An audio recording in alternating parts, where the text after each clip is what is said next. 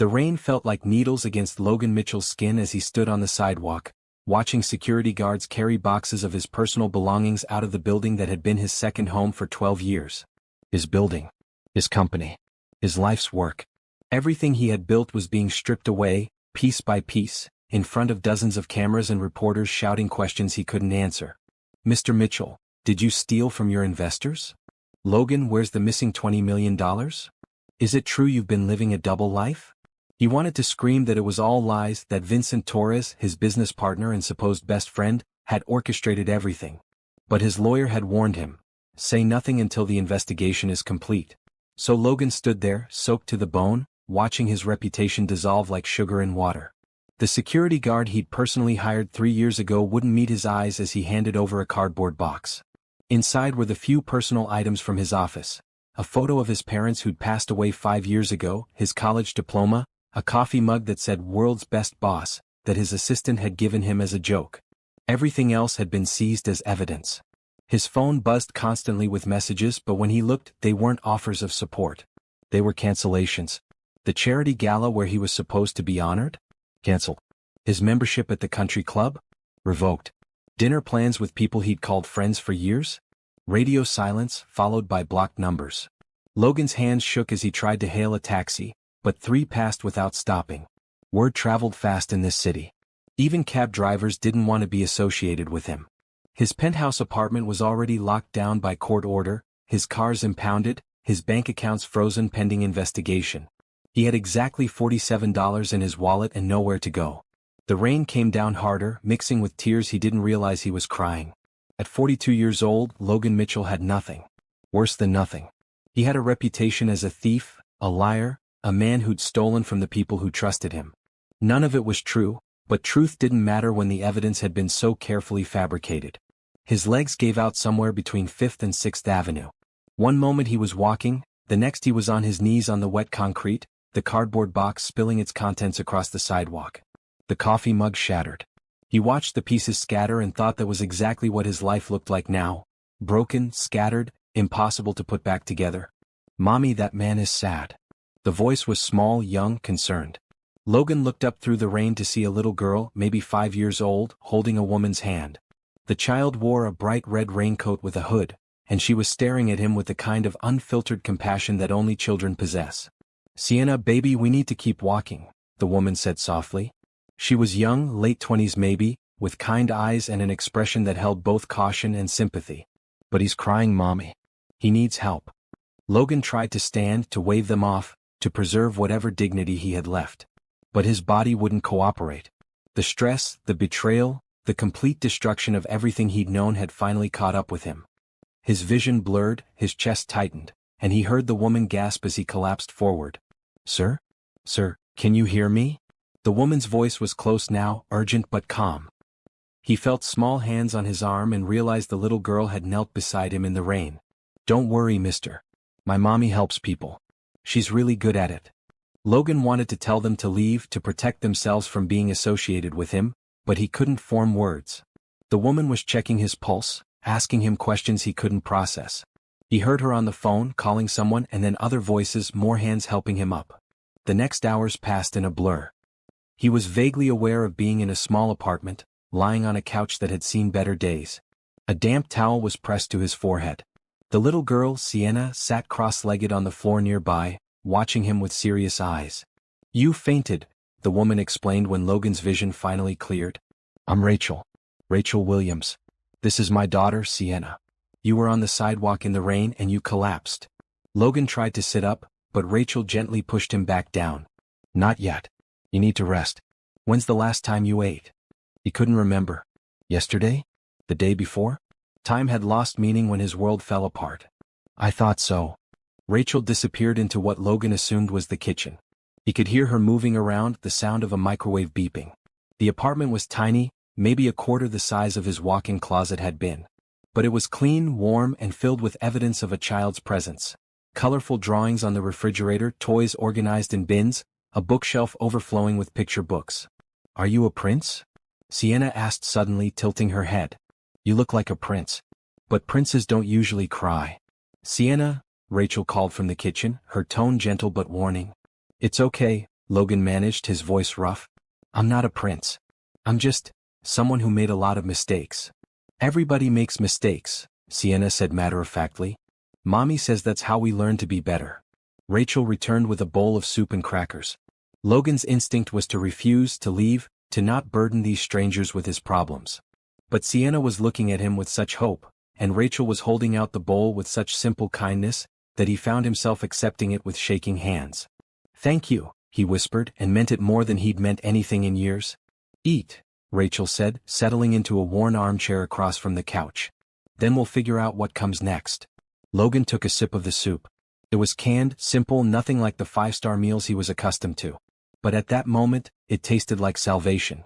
As he ate, he noticed Rachel watching him with an expression he couldn't quite read. Not pity. Something else. Understanding, maybe.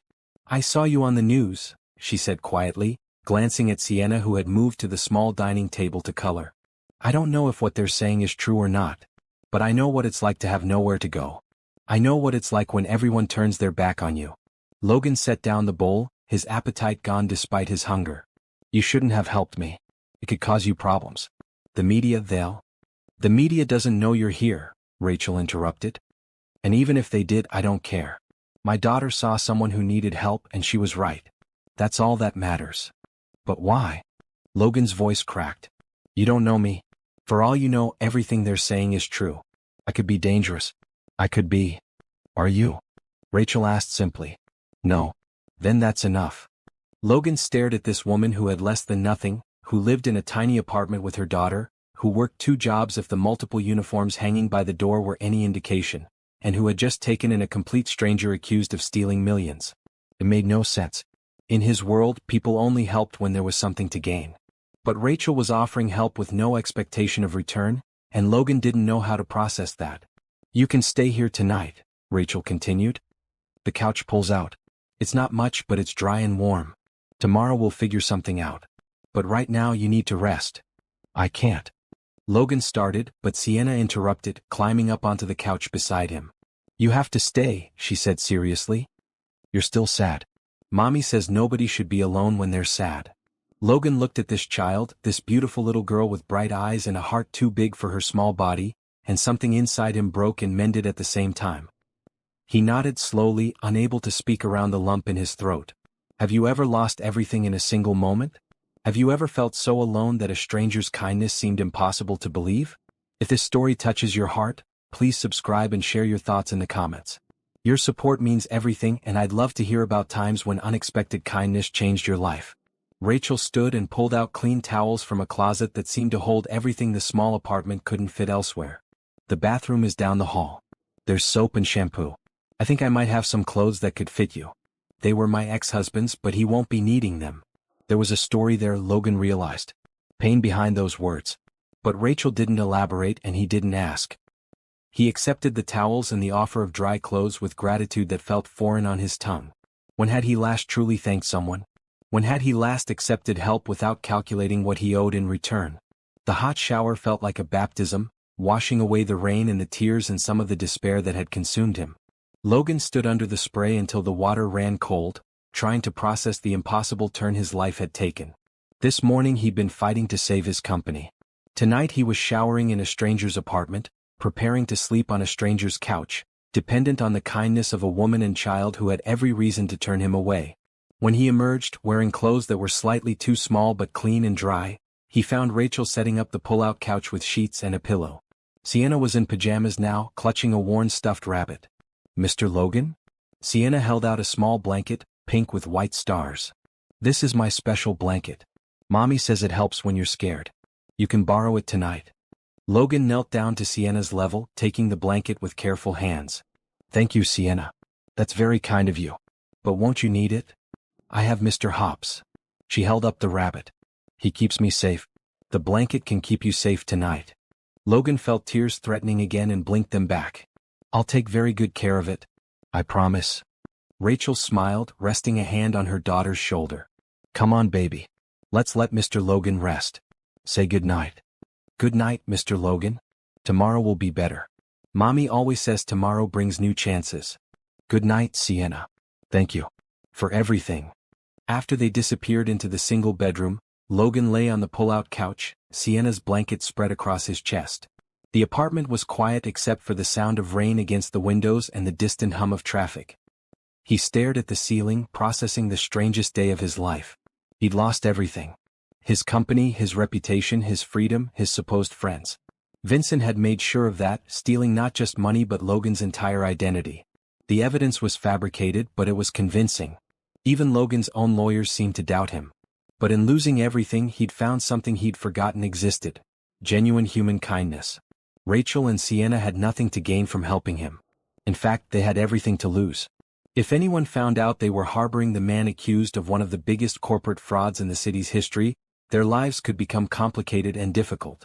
Yet they'd helped anyway. Logan pulled Sienna's blanket closer, feeling the softness of it against his skin.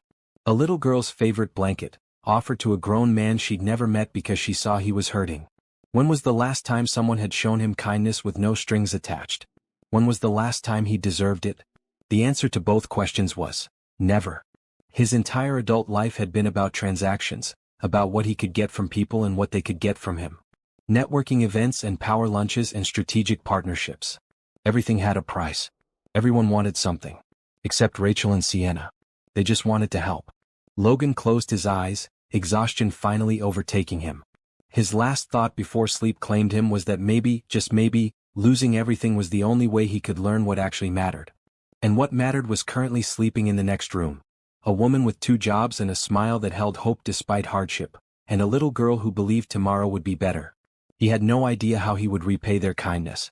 He had no idea how he would clear his name or rebuild his life. But for the first time since Vincent's betrayal came to light, Logan Mitchell felt something other than despair. He felt grateful. And that was a start. Logan woke to the smell of coffee and the sound of Sienna's laughter. For a moment he forgot where he was, forgot what had happened. Then reality crashed back. The betrayal, the accusations, the media circus. He sat up on the pull-out couch, carefully folding Sienna's blanket. Morning light filtered through the apartment's small windows, revealing details he'd missed in last night's darkness. The furniture was old but well-maintained. The walls held framed photos. Sienna as a baby, Sienna's first day of school, Rachel and Sienna at what looked like a community festival. No photos of a father figure anywhere. Good morning. Rachel appeared from the kitchen, already dressed in scrubs. Her hair was pulled back in a practical ponytail, and she looked tired but determined. I made coffee. It's not fancy, just regular stuff. Regular sounds perfect, Logan said, standing and wincing at the stiffness in his back. The pull-out couch wasn't designed for someone his height, but he wasn't about to complain. In the kitchen area, Sienna sat at the small table eating cereal, swinging her legs. She brightened when she saw Logan. Good morning, Mr. Logan. Did my blanket help? It helped very much. Thank you for letting me borrow it. Rachel poured coffee into a chipped mug and handed it to Logan. Their fingers brushed briefly, and Logan noticed the calluses on her hands. These were hands that worked hard, that knew struggle intimately. I have to leave for my shift at the hospital in 20 minutes, Rachel said, checking the clock. I'm a nursing assistant. Then I have a few hours before my evening shift at the grocery store. Sienna goes to after-school care, but today's Saturday so she's home. She paused, seeming to gather courage. I know this is a lot to ask, but would you be okay staying here with her? Just until I get back around noon? Logan nearly dropped his coffee mug. You want me to watch your daughter? After everything you've seen on the news? Rachel met his eyes steadily. I'm a pretty good judge of character. I have to be, in my line of work. And last night, I watched you accept help from a 5-year-old child with more grace than most people show in a lifetime. I watched you fold her blanket this morning like it was made of glass. Bad people don't do those things. But what if you're wrong? What if? Are you going to hurt my daughter? Never. I would never. Then I'm not wrong. Rachel glanced at Sienna, who was watching the exchange with interest. Besides, Sienna is an excellent judge of character too. She's never steered me wrong. Logan felt something unfamiliar stirring in his chest. Trust. This woman was trusting him, truly trusting him, with her most precious thing. Not because of his credentials or his resume or what he could offer her, but because she looked at him and saw someone worthy of that trust. I'll take care of her, Logan said softly. I promise. I know you will. Rachel squeezed his shoulder briefly before grabbing her bag. She kissed Sienna's forehead. Be good for Mr. Logan, baby. Show him where everything is okay? Okay, Mommy. After Rachel left, Logan stood in the quiet apartment with Sienna, feeling the weight of responsibility settle over him. He hadn't been alone with a child in years. Maybe ever. His life had been boardrooms and conference calls, not coloring books and cereal. "Do you want to see my room?" Sienna asked, sliding off her chair. "I'd love to." Sienna's room was tiny, barely big enough for her small bed, a dresser and a toy box. But it was clearly her kingdom. The walls were covered in drawings and a mobile of paper stars hung from the ceiling. Books were stacked everywhere, some clearly read so many times the covers were falling off. "Mommy reads to me every night," Sienna explained, picking up a book about a bear family. "She does different voices for all the characters. She's really good at it." "What's your favorite story?" Sienna considered this seriously. "The one about the caterpillar who becomes a butterfly. Mommy says everybody can change into something beautiful if they're patient and work hard." Logan felt his throat tighten. "Your mom sounds very smart." "She is. She's the smartest person in the whole world." Sienna plopped down on her bed, gesturing for Logan to sit beside her. "Can I tell you a secret?" "Of course." "Sometimes Mommy cries at night. She thinks I'm sleeping but I hear her. She cries because we don't have a lot of money and she works really hard and sometimes she's really tired." Sienna's young face was troubled. "I try to be extra good so she doesn't have to worry about me too." Logan felt his heart break a little. This child, this sweet little girl, was trying to be perfect to ease her mother's burden.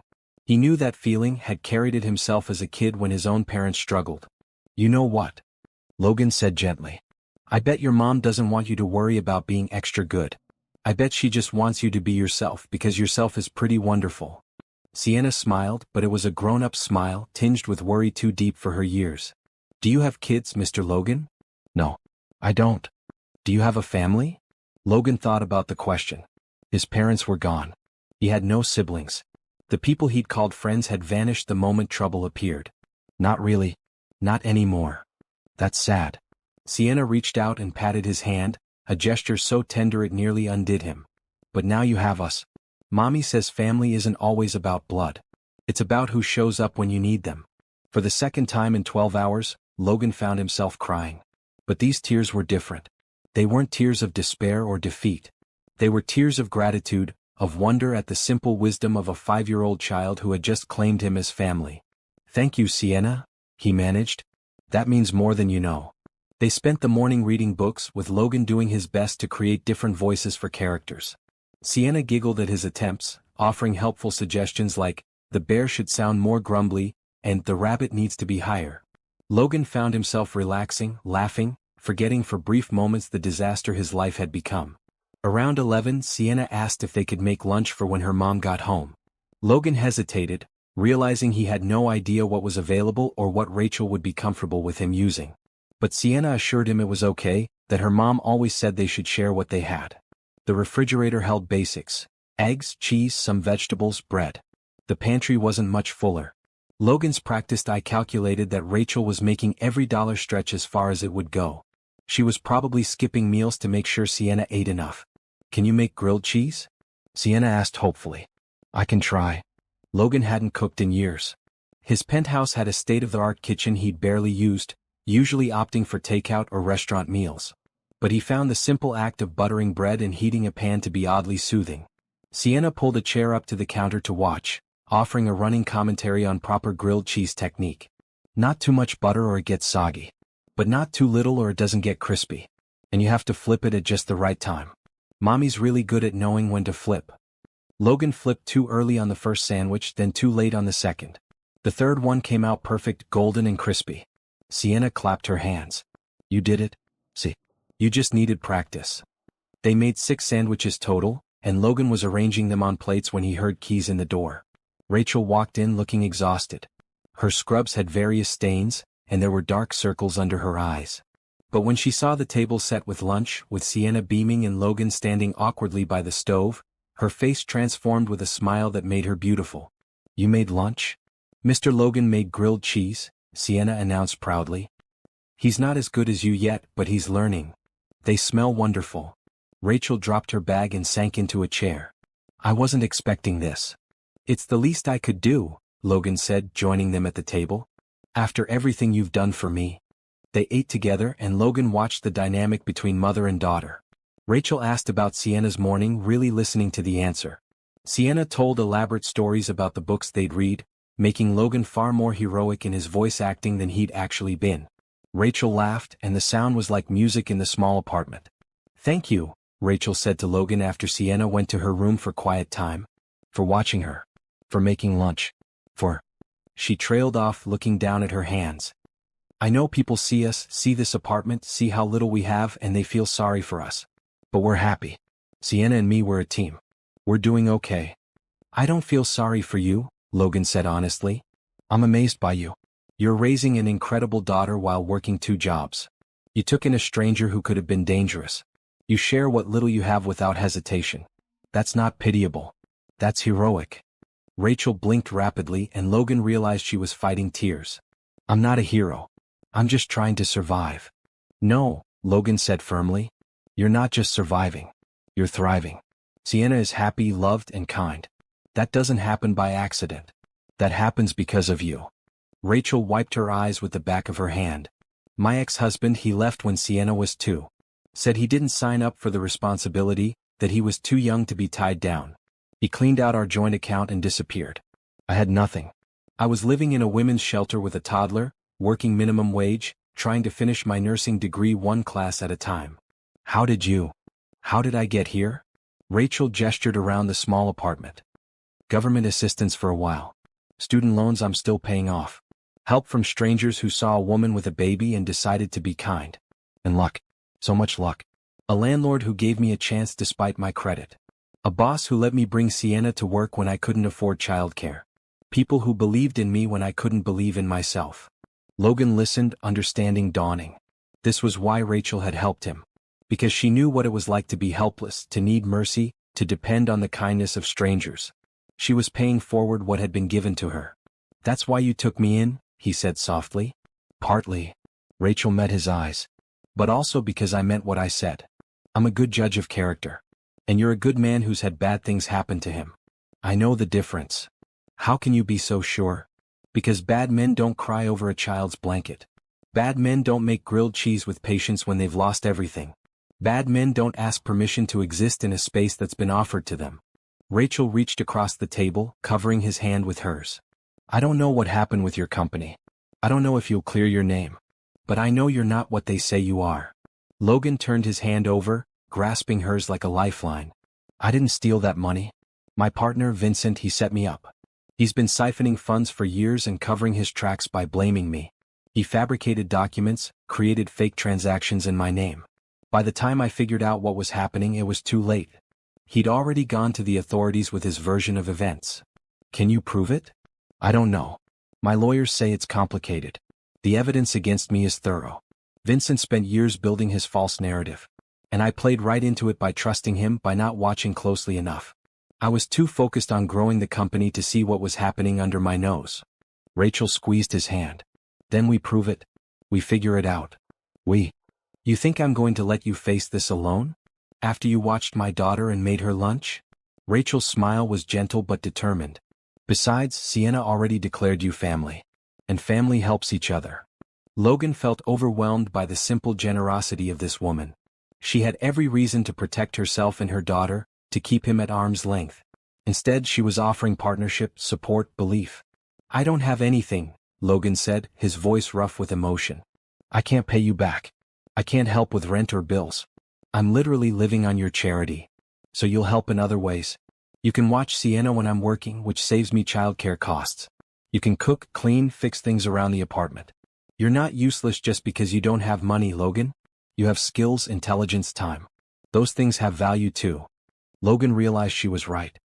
He'd been so focused on what he'd lost that he hadn't considered what he still possessed. His mind was sharp. His work ethic was strong. His ability to problem solve hadn't disappeared with his bank account. "Okay," he said finally. "But I want to contribute. Really contribute. Not just exist here taking up space. Deal?" Rachel stood, gathering the plates. "Now, I have about an hour before my next shift. Want to help me figure out what's wrong with the bathroom sink? It's been dripping for weeks and I can't afford a plumber." Logan followed her to the tiny bathroom, where indeed the sink was dripping steadily. He knelt down, examining the pipes underneath while Rachel handed him tools from a small toolbox. Where did you learn about plumbing? She asked. My dad. He was a contractor. I grew up on construction sites, learning to fix anything that broke. Somewhere along the way I forgot all that. Got too important to get my hands dirty. Logan tightened a loose connection and the dripping slowed. Funny how life reminds you where you came from. It's a good reminder, Rachel said softly. They worked in comfortable silence, and Logan found satisfaction in the simple act of fixing something. When the dripping finally stopped completely, he felt a small sense of accomplishment that rivaled any business deal he'd closed. Thank you, Rachel said, testing the faucet. You just saved me about $200 I don't have. Thank you for letting me help. Rachel checked her watch and sighed. I need to get ready for my evening shift. Sienna will want dinner around 6. There's pasta and sauce in the pantry if you're comfortable making that. I can manage pasta. And Logan? Rachel paused at the bathroom door. This arrangement, you staying here, it's not charity. It's mutual support. You're helping me as much as I'm helping you. Please don't forget that. After Rachel left for her grocery store shift, Logan sat with Sienna while she drew pictures. She was making a drawing of the three of them, Rachel, Logan, and herself, all holding hands with the sunshine overhead. This is us, she said, coloring Logan's suit jacket bright blue. We're a family now. Logan watched her work, this small person with such a big heart, and made a silent promise. He would clear his name. He would find a way to repay Rachel's kindness. He would prove that her trust in him wasn't misplaced. But more than that, he would make sure Sienna never had to worry about being extra good to ease her mother's burden. He would make sure Rachel could stop working 2 jobs, could finish her nursing degree, could have the life she deserved. He didn't know how yet. But he would find a way. Because Sienna was right. They were family now. And family shows up for each other. Logan woke on Monday morning to the sound of Rachel's alarm at 5 in the morning. He heard her moving quietly, trying not to wake anyone, and he got up to join her in the kitchen. You don't have to be up, Rachel whispered, pouring coffee in the dim light. I know. But I want to help. Logan gestured to the lunch containers on the counter. Are you making lunch for work? Yeah, I usually prep it the night before, but last night got away from me. Let me do it. You sit and drink your coffee. Rachel looked like she might protest, but exhaustion won out. She sank into a chair while Logan assembled sandwiches and packed fruit into containers. It was a small thing, but he saw her shoulders relax slightly. You don't have to take care of me, Rachel said quietly. I know. But I want to. You've been taking care of everyone else. Someone should take care of you. Rachel's eyes welled up and she quickly wiped them. Sorry? I'm just tired. And not used to someone helping without expecting something in return. Logan handed her the packed lunch and squeezed her shoulder gently. Get used to it. I'm not going anywhere. After Rachel left, Logan stayed awake, planning his day. He needed to find a job, any job. His legal troubles meant most professional positions were out of reach, but there had to be something. He also needed to start investigating Vincent's betrayal systematically, documenting everything he could remember. At 7, Sienna woke up, padding into the living room in her pajamas. Logan had the pull-out couch already converted back to a sofa, his few belongings tucked neatly away. Good morning, Mr. Logan. Is Mommy gone? She left for work. But she said to give you extra hugs from her. Logan opened his arms and Sienna climbed into his lap, still sleepy and warm. They established a morning routine. Breakfast, getting Sienna dressed, walking her to the bus stop for her summer day camp program. Logan watched the bus pull away, Sienna waving enthusiastically from the window, and felt the weight of responsibility. This child trusted him. Rachel trusted him. He couldn't let them down. Back at the apartment, Logan began his job search in earnest. He couldn't use his real name or history, not with the fraud accusations plastered across every news site. So he applied for positions that didn't require background checks. Dishwashing, janitorial work, warehouse positions. The rejections came fast. Some employers recognized him from the news.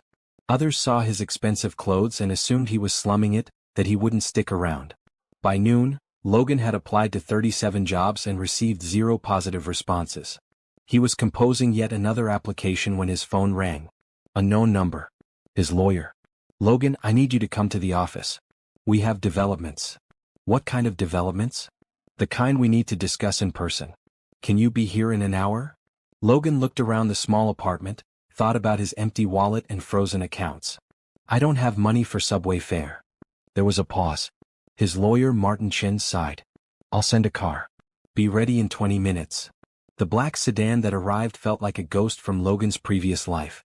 The driver didn't speak, didn't acknowledge him beyond a nod. At the law office, Logan was ushered through back corridors to avoid the press that still camped out front. Martin's office was exactly as Logan remembered. Floor-to-ceiling windows, expensive furniture, walls covered in degrees and awards. Martin himself looked tired, his usually immaculate suit slightly rumpled. "Sit," Martin said, gesturing to a chair. "We have problems." "More problems?" "Vincent's lawyers have filed additional charges. They're claiming you were running the fraud for 5 years, not 2. They have documents showing you approved false invoices, authorized questionable transfers, even set up offshore accounts in your name." Logan's stomach dropped. "That's impossible. I know. But the documents are convincing. Too convincing." Martin pulled out a thick file. "Which got me thinking. I had our forensics team analyze everything. These documents, they're too perfect. No one's records are this clean. It's like someone went back and created a complete paper trail." "Vincent." "Almost certainly. But proving it is another matter. He's covered his tracks well. Every document has your digital signature, your authorization codes. On paper, you're guilty of everything they're claiming."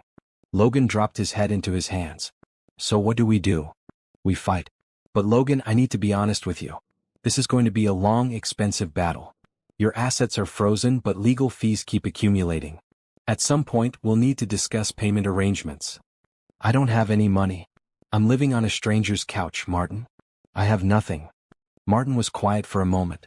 "There might be another option. Plea deal. Vincent's team has indicated they'd be willing to recommend reduced charges if you cooperate, admit to some culpability." "You mean admit to crimes I didn't commit?" "It could mean a shorter sentence, less media attention. You could rebuild eventually." Logan stood, anger burning through his despair. "No. Absolutely not. I didn't do this, Martin. I won't say I did just to make it easier for everyone. Vincent destroyed my life. I won't help him finish the job. Then we prepare for trial. But I'm telling you now, it's going to be brutal. They have evidence, witnesses, documents. We have your word against a mountain of proof. Then we find our own proof. There has to be something, some mistake Vincent made. We're looking. But so far nothing." Logan left the law office feeling worse than when he'd arrived. The black sedan dropped him several blocks from Rachel's apartment, probably to avoid drawing attention. He walked slowly, processing Martin's words. 5 years of fabricated evidence. Offshore accounts in his name. Witnesses ready to testify against him. Vincent had been planning this for years, carefully building a case that seemed unshakable. At the apartment building, Logan stopped. He couldn't go back up there, couldn't face Rachel and Sienna with this defeat weighing on him. Instead, he walked, letting his feet carry him through neighborhoods he'd never really noticed before despite living in this city his entire adult life. He ended up in a small park where children played on worn equipment. An older man sat on a bench feeding pigeons, and Logan joined him, needing to be near someone, anyone, even if they didn't speak. "Rough day?" the man asked after a few minutes. "You could say that." "What happened?" Logan almost said nothing. But something about the man's kind face, the non-judgmental way he asked, made the words spill out. Not everything, not the details, but the core of it. Betrayal, false accusations, a system that seemed determined to destroy him. The man listened without interrupting, nodding occasionally. When Logan finished, the man scattered the last of his birdseed and turned to face him fully. "I went to prison once," he said. 20 years ago. My business partner stole from the company, made it look like I was the one doing the stealing. I lost everything. My business, my house, my wife left with the kids. I served 3 years before new evidence cleared me." Logan stared at him. "What did you do? After you got out?" "Started over. Got a job washing dishes, saved every penny. Eventually opened a small restaurant. Nothing fancy, but it's mine and it's honest." The man smiled. "Best thing that ever happened to me, losing everything." "How can you say that?" "Because I learned who I really was. Not who I thought I was, who my job title said I was. But who I actually was, stripped of everything. And I learned who really mattered. The people who stuck around, who believed me, who helped me rebuild. Those were my real friends. Everyone else was just networking." Logan thought about Rachel and Sienna, about their simple kindness with no agenda. "I've met people like that. A woman and her daughter. They took me in when I had nowhere to go. Then you're richer than you know. Hold on to them. And don't give up. Truth has a way of surfacing eventually." They sat in silence for a while longer before Logan thanked him and headed back to the apartment.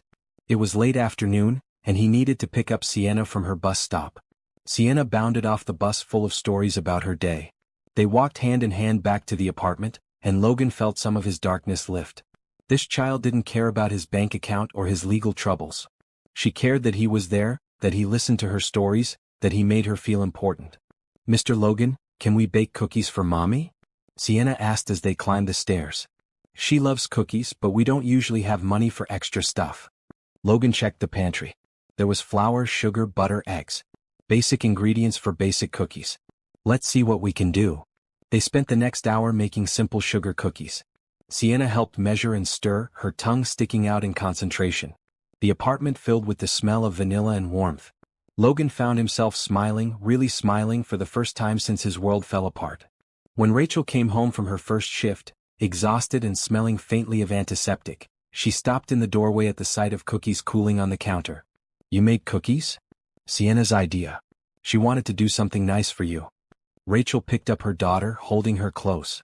"Thank you, baby. They look beautiful." Over Sienna's head, her eyes met Logan's, full of gratitude and something else. Connection, maybe. While Rachel changed out of her scrubs, Logan prepared the simple dinner he'd planned.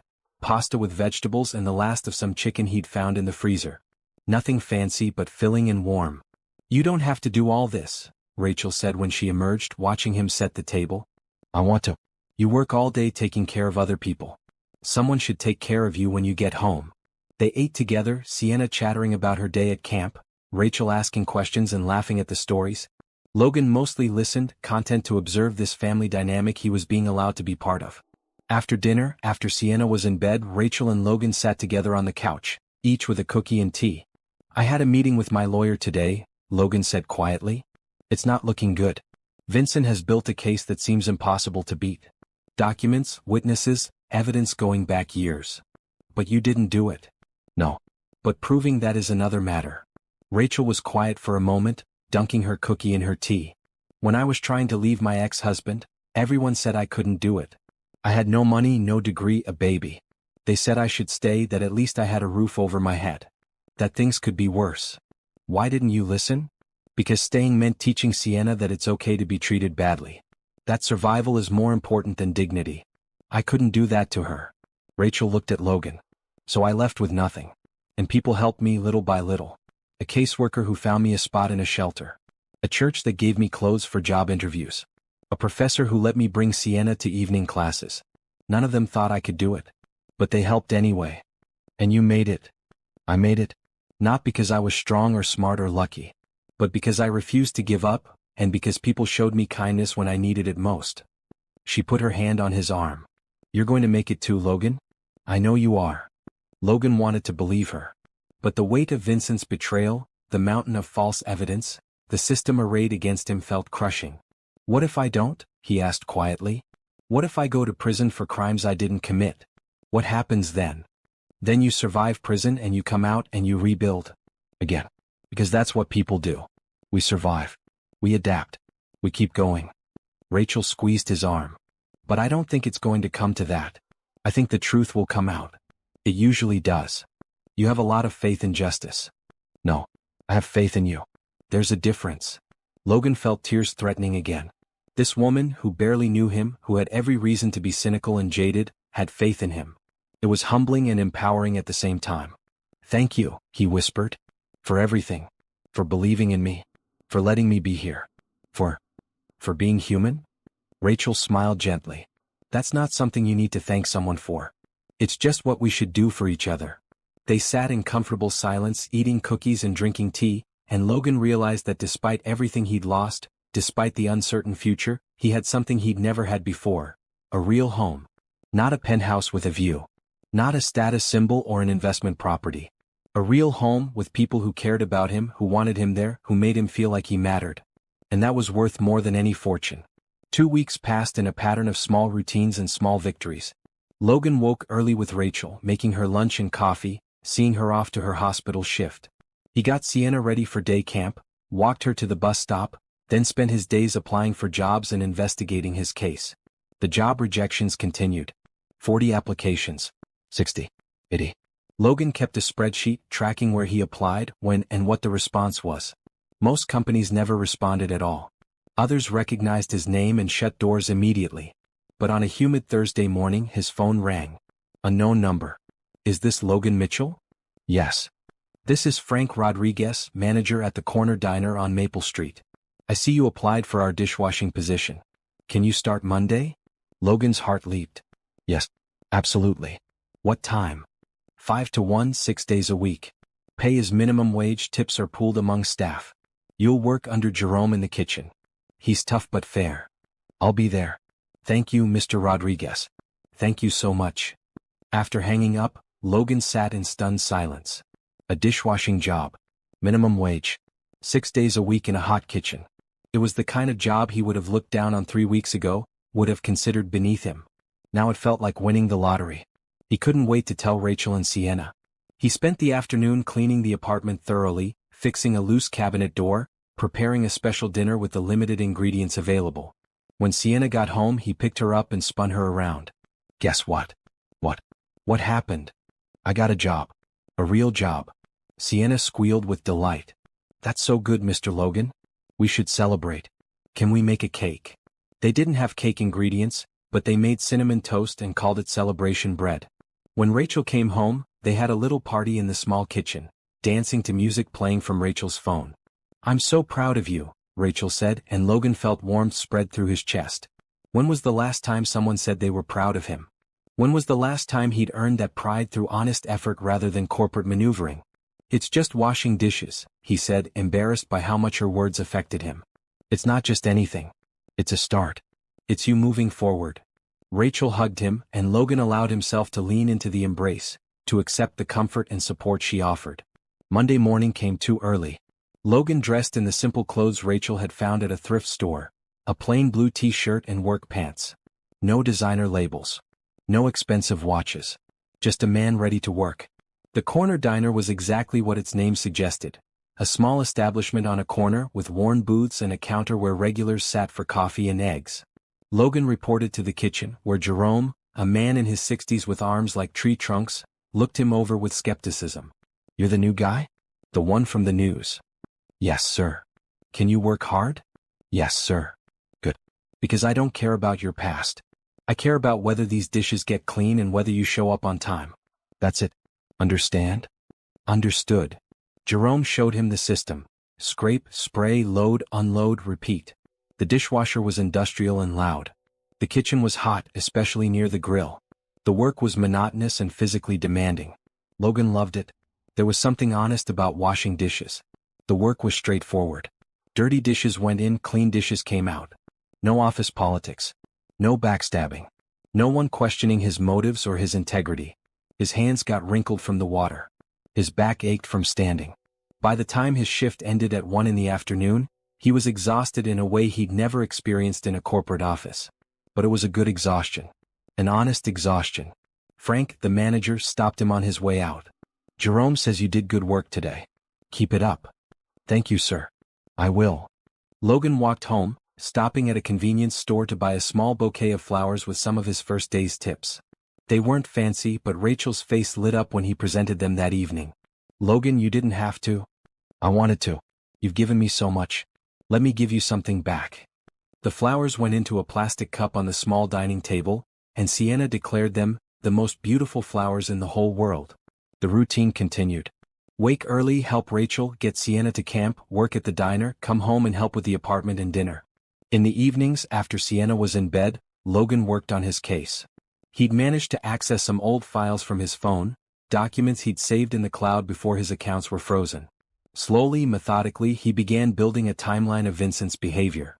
Small inconsistencies in reports. Meetings Vincent had claimed Logan attended that Logan had no memory of. Transactions flagged as approved by Logan that occurred when Logan was verifiably somewhere else. It wasn't much. Not yet. But it was something. Rachel would sit with him during these sessions, bringing him tea, asking questions that helped him think through problems. She had a sharp mind, Logan realized. If circumstances had been different, if she'd had the opportunities he'd taken for granted, she could have been anything. What made you want to go into nursing? He asked one night. When I was in the shelter with Sienna, one of the nurses at the free clinic was so kind to us. She treated Sienna when she had an ear infection, but more than that, she treated us like people. Like we mattered. Rachel smiled at the memory. I thought that's what I want to do. I want to make people feel like they matter, especially when they're at their lowest. You already do that. Maybe. But I want to do it professionally. I want the degree, the title, the ability to really help people medically. I'm so close. Just 8 more classes. But between work and Sienna and... She trailed off. And me? I'm taking up space and resources you don't have. That's not what I meant. I know. But it's true. Logan closed his laptop.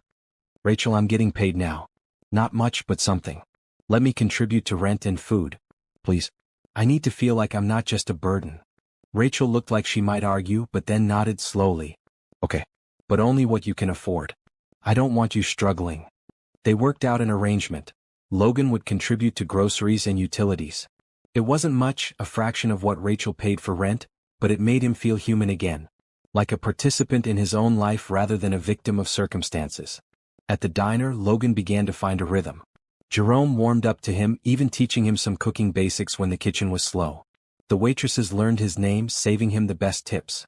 Frank started asking his opinion on kitchen efficiency, implementing some of Logan's suggestions about workflow. You got a head for business, Frank observed one afternoon. Ever think about management? Logan almost laughed. If only Frank knew his previous life involved managing hundreds of employees and million-dollar budgets. But he just smiled and said, maybe someday. One Saturday, 3 weeks into the job, a well-dressed couple came into the diner. Logan was in the back but heard the commotion, the whispered excitement among the staff. That's Robert Sterling, one of the waitresses hissed. The tech billionaire. He never comes to places like this. Logan froze. Robert Sterling. They'd met at charity events, had drinks at the same club. If Robert came back to the kitchen for any reason, if he recognized Logan, it could mean the end of this small piece Logan had found. He kept his head down, focusing on the dishes. The order came through, went out, and eventually the couple left. Logan released a breath he hadn't known he was holding. But the encounter reminded him that his 2 worlds could collide at any moment. The careful anonymity he'd built could shatter. And what then? That night, he lay awake on the pull-out couch, listening to the sounds of the apartment. Rachel breathing quietly in her room. The hum of the refrigerator. Traffic outside the windows. This was his life now. Not fancy penthouses or executive meetings. But a pull-out couch in a small apartment, a dishwashing job, and 2 people who cared about him not for what he could do for them but for who he was. And despite everything he'd lost, despite the uncertain future, Logan realized he wouldn't trade it. Not for anything. Because for the first time in his adult life he was living honestly. Working honestly. Caring honestly. And that honesty, that simple authenticity, was more valuable than any fortune he'd accumulated. The next morning Logan was walking Sienna to her bus stop when she asked, "Mr. Logan, are you happy here? With me and Mommy?" He knelt down to her level, looking into her serious young face. "I'm happier here than I've been in a very long time, Sienna." "Why do you ask?" "Because sometimes you look sad. And I want you to be happy. You make Mommy smile and she doesn't smile as much when you're not around." Logan felt his chest tighten with emotion. "Your mom makes me smile too. Both of you do. And yes, I'm happy. I'm very, very happy." Sienna hugged him tight. "Good. Because we love you, Mr. Logan. Mommy says we're not supposed to say it because maybe you'll feel weird, but I think you should know. Well, this child loved him. Rachel loved him. People who had known him only a few weeks, who had seen him at his absolute lowest, who had every reason to keep him at a distance, loved him." Logan hugged Sienna back, blinking away tears. "I love you both too. So much." And in that moment, standing at a bus stop in clothes from a thrift store, with empty pockets and an uncertain future, Logan Mitchell felt like the richest man in the world. Because he had something money could never buy, a family who loved him for exactly who he was. The August heat settled over the city like a heavy blanket. The diner's kitchen became almost unbearable during lunch rush, but Logan never complained. He showed up every morning at 5, worked until 1, and came home to help with whatever Rachel and Sienna needed. His paycheck, though modest, felt like a fortune. He'd gone from millions in frozen accounts to a few $100s a week, and somehow the latter felt more real, more earned. Every dollar represented hours of honest work, of sweat and effort. Rachel continued her double shifts, but Logan noticed small changes. She smiled more easily. The tension in her shoulders had eased slightly. She'd even managed to register for 1 class in the fall, a step toward finishing her nursing degree. "I couldn't have done this without you," she told Logan one evening after Sienna was asleep. They sat together on the couch, the window open to catch any breeze. "The childcare savings alone have made such a difference. You could have done it. You've been managing this whole time." "Managing isn't the same as thriving." Rachel turned to face him, and in the dim light from the street, her face was beautiful. "Before you came, I was just surviving day to day. Now I can actually think about the future. That's because of you." Logan wanted to close the distance between them, to kiss her, to tell her that she'd saved him far more than he'd saved her. But he held back. She'd given him so much already: shelter, faith, family. He wouldn't risk that by pushing for more if she didn't want it. Instead, he took her hand gently. "We're helping each other. That's what family does." Rachel's fingers intertwined with his. "Is that what we are? Family? I hope so. If that's okay with you." "It's more than okay." She leaned her head on his shoulder, and they sat like that for a long time, not needing words. The next day, Logan's phone rang during his shift. "Martin, his lawyer. We need to talk. Soon." "What happened?" "Not over the phone. Can you come to the office tomorrow morning before your shift?" Logan arranged to meet at 7 in the morning, getting up even earlier than usual to make the trip. Martin's office felt foreign now, a reminder of a life that seemed increasingly distant. "Vincent made a mistake," Martin said without preamble. "Small but potentially significant. One of the offshore accounts supposedly set up by you? It was accessed from an IP address in the Bahamas at the same time you were provably in New York at a hospital benefit. Security footage, hundreds of witnesses, credit card receipts. You couldn't have been in two places at once." Hope flickered in Logan's chest. "Can we use that?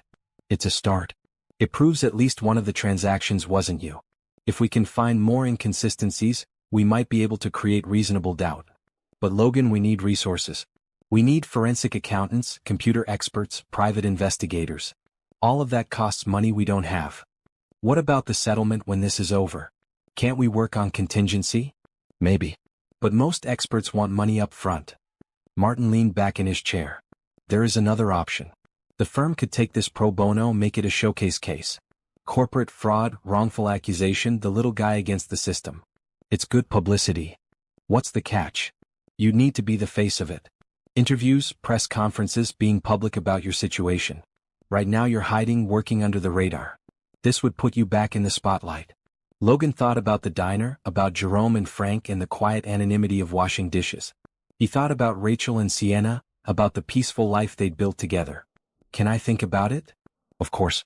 But don't take too long. Vincent's team is pushing for a trial date. We need to be ready." Logan walked to the diner, arriving early. He sat at the counter, and Jerome brought him coffee without being asked. "Rough morning?" the older man asked. "Something like that." "Can I ask you something?" "Shoot." "If you could clear your name, prove you didn't do what you were accused of, but it meant giving up the piece you'd found, would you do it?" Jerome was quiet for a moment, wiping down the counter. "When I got out of prison, everybody knew my face. Couldn't go anywhere without judgment. So I changed my name, moved across the country, started over." He poured himself coffee and joined Logan. "For years I told myself I was at peace. But truth is I was just hiding. And hiding gets exhausting after a while. So you think I should fight? I think you should do what feels right. But running, hiding, pretending to be someone you're not? That's not peace. That's just a different kind of prison." Logan worked his shift thinking about Jerome's words. That evening he told Rachel everything. The discovery, the opportunity, the choice he faced. "What do you want to do?" Rachel asked. "I don't know. Part of me wants to fight, to clear my name completely. But another part of me is terrified of losing this." He gestured around the small apartment. "Losing you and Sienna. If I go public, the media will dig into everything. They'll find out I'm staying here. They'll make assumptions, probably ugly ones. I don't want to drag you into that." Rachel took his hands in hers. "Logan, look at me. I've survived an abusive marriage, homelessness, years of struggling alone. I'm not fragile. I'm not going to break because of some media attention. But Sienna? Sienna knows you're a good man. That won't change no matter what anyone says." Rachel squeezed his hands. "But here's what I think. You can't build a real future on hiding. Yes, you're safe here. Yes, we're happy. But there's always going to be that shadow, that fear of being discovered. Is that the life you want? Is that the example you want to show Sienna?" Logan realized she was right. He'd been thinking about this small piece as an ending, but it was supposed to be a beginning. A place to heal and gather strength before facing the battle ahead. "I'm scared," he admitted quietly. "I know. But you're also brave. You've proven that every single day since you got here. Taking this job, helping with Sienna, contributing to a household when you had nothing. That's bravery. Fighting to clear your name is just one more brave thing." That night, Logan called Martin and agreed to move forward. The firm would take his case pro bono in exchange for the publicity value. They'd hold a press conference at the end of the week, laying out the new evidence in Logan's story. "This is going to get intense," Martin warned. "Are you ready?" "No. But I'm doing it anyway." The days leading up to the press conference were surreal. Logan continued working at the diner, but Martin's team was preparing, strategizing, coaching him on what to say and how to say it. Rachel helped him practice his statement, asking hard questions so he'd be ready. "Why should people believe you now when the evidence seems so convincing?" she asked, playing the role of skeptical reporter. "Because I'm not asking them to take my word for it. I'm asking them to look at the facts, the timeline, the inconsistencies. Truth stands up to scrutiny. Lies eventually fall apart." Sienna didn't fully understand what was happening, but she knew it was important. She made Logan a drawing of a superhero with a cape, telling him it was for courage. "Superheroes get scared too," she explained seriously. "But they do the right thing anyway. That's what makes them super." Logan hung the drawing in his locker at the diner, a reminder of what mattered. The night before the press conference, Logan couldn't sleep. He lay on the pull-out couch, staring at the ceiling, running through everything that could go wrong. What if the press didn't believe him? What if the new evidence wasn't enough? What if he'd just made everything worse? Around 2 in the morning, Rachel emerged from her room in pajamas. "Can't sleep? Did I wake you?" "No. I couldn't sleep either." She sat on the edge of the couch. Nervous. Terrified. Rachel lay down beside him, her head on his shoulder. It felt natural, right, like they'd been doing this for years instead of weeks. "Tell me about your life before," she said softly. "The good parts. What did you love about your work?" Logan thought back. Building things. Not just buildings or businesses, but systems. Taking an idea and turning it into reality. Seeing something I created help people, provide jobs, make a difference. That's still who you are. This situation, Vincent's betrayal, none of that changes your core abilities. You're still a builder. You're just building different things now. Like what? Like a family. Like trust. Like a future. Rachel lifted her head to look at him. "Those are harder to build than any company, but they matter more." Logan cupped her face gently, giving her time to pull away. She didn't. Instead, she closed the distance between them, kissing him softly. It wasn't passionate or desperate. It was tender, sweet, full of promise. When they pulled apart, Rachel was smiling. "I've wanted to do that for a while," she admitted. "Me too. But I didn't want to presume. Logan, you've been living in my home, taking care of my daughter, showing up every single day. You're not presuming anything. You're already here." They stayed like that for hours, talking quietly about hopes and fears and possibilities. When dawn began to lighten the sky, Rachel kissed him once more before returning to her room. Logan got up, showered, dressed in one of the suits Martin had brought him. It felt strange, like wearing someone else's clothes. But when he looked in the mirror, he saw both versions of himself. The man he'd been and the man he was becoming. At the press conference, cameras flashed and reporters shouted questions. Logan stood at a podium flanked by Martin and other lawyers, looking out at the crowd. Somewhere in the back, he knew Rachel and Sienna were watching on a laptop. "My name is Logan Mitchell," he began, his voice steady despite his nerves. 3 months ago, my business partner betrayed me, stole from our company, and framed me for his crimes. Today, I'm here to share new evidence that proves my innocence and to ask for what I should have had from the beginning, a fair investigation." He laid out the facts methodically. The IP address inconsistency. The timeline problems. The too perfect documentation. He didn't plead or beg. He simply presented the truth and let it speak for itself. The questions came fast and harsh. "Why should we believe you?" "Because the evidence supports it. Look at the facts, not the narrative someone else created." "Where have you been living?" "With friends who believed in me when no one else did." "Do you expect to get your company back?" "I expect justice. Whatever form that takes." After 30 minutes, Martin ended the conference. The legal team ushered Logan out through a back entrance, but he caught glimpses of headlines already forming on reporters' laptops. "Disgraced CEO fights back. New evidence in Mitchell case. From penthouse to poverty. A story of betrayal." Back at the apartment, Rachel and Sienna were waiting. Sienna hugged him immediately.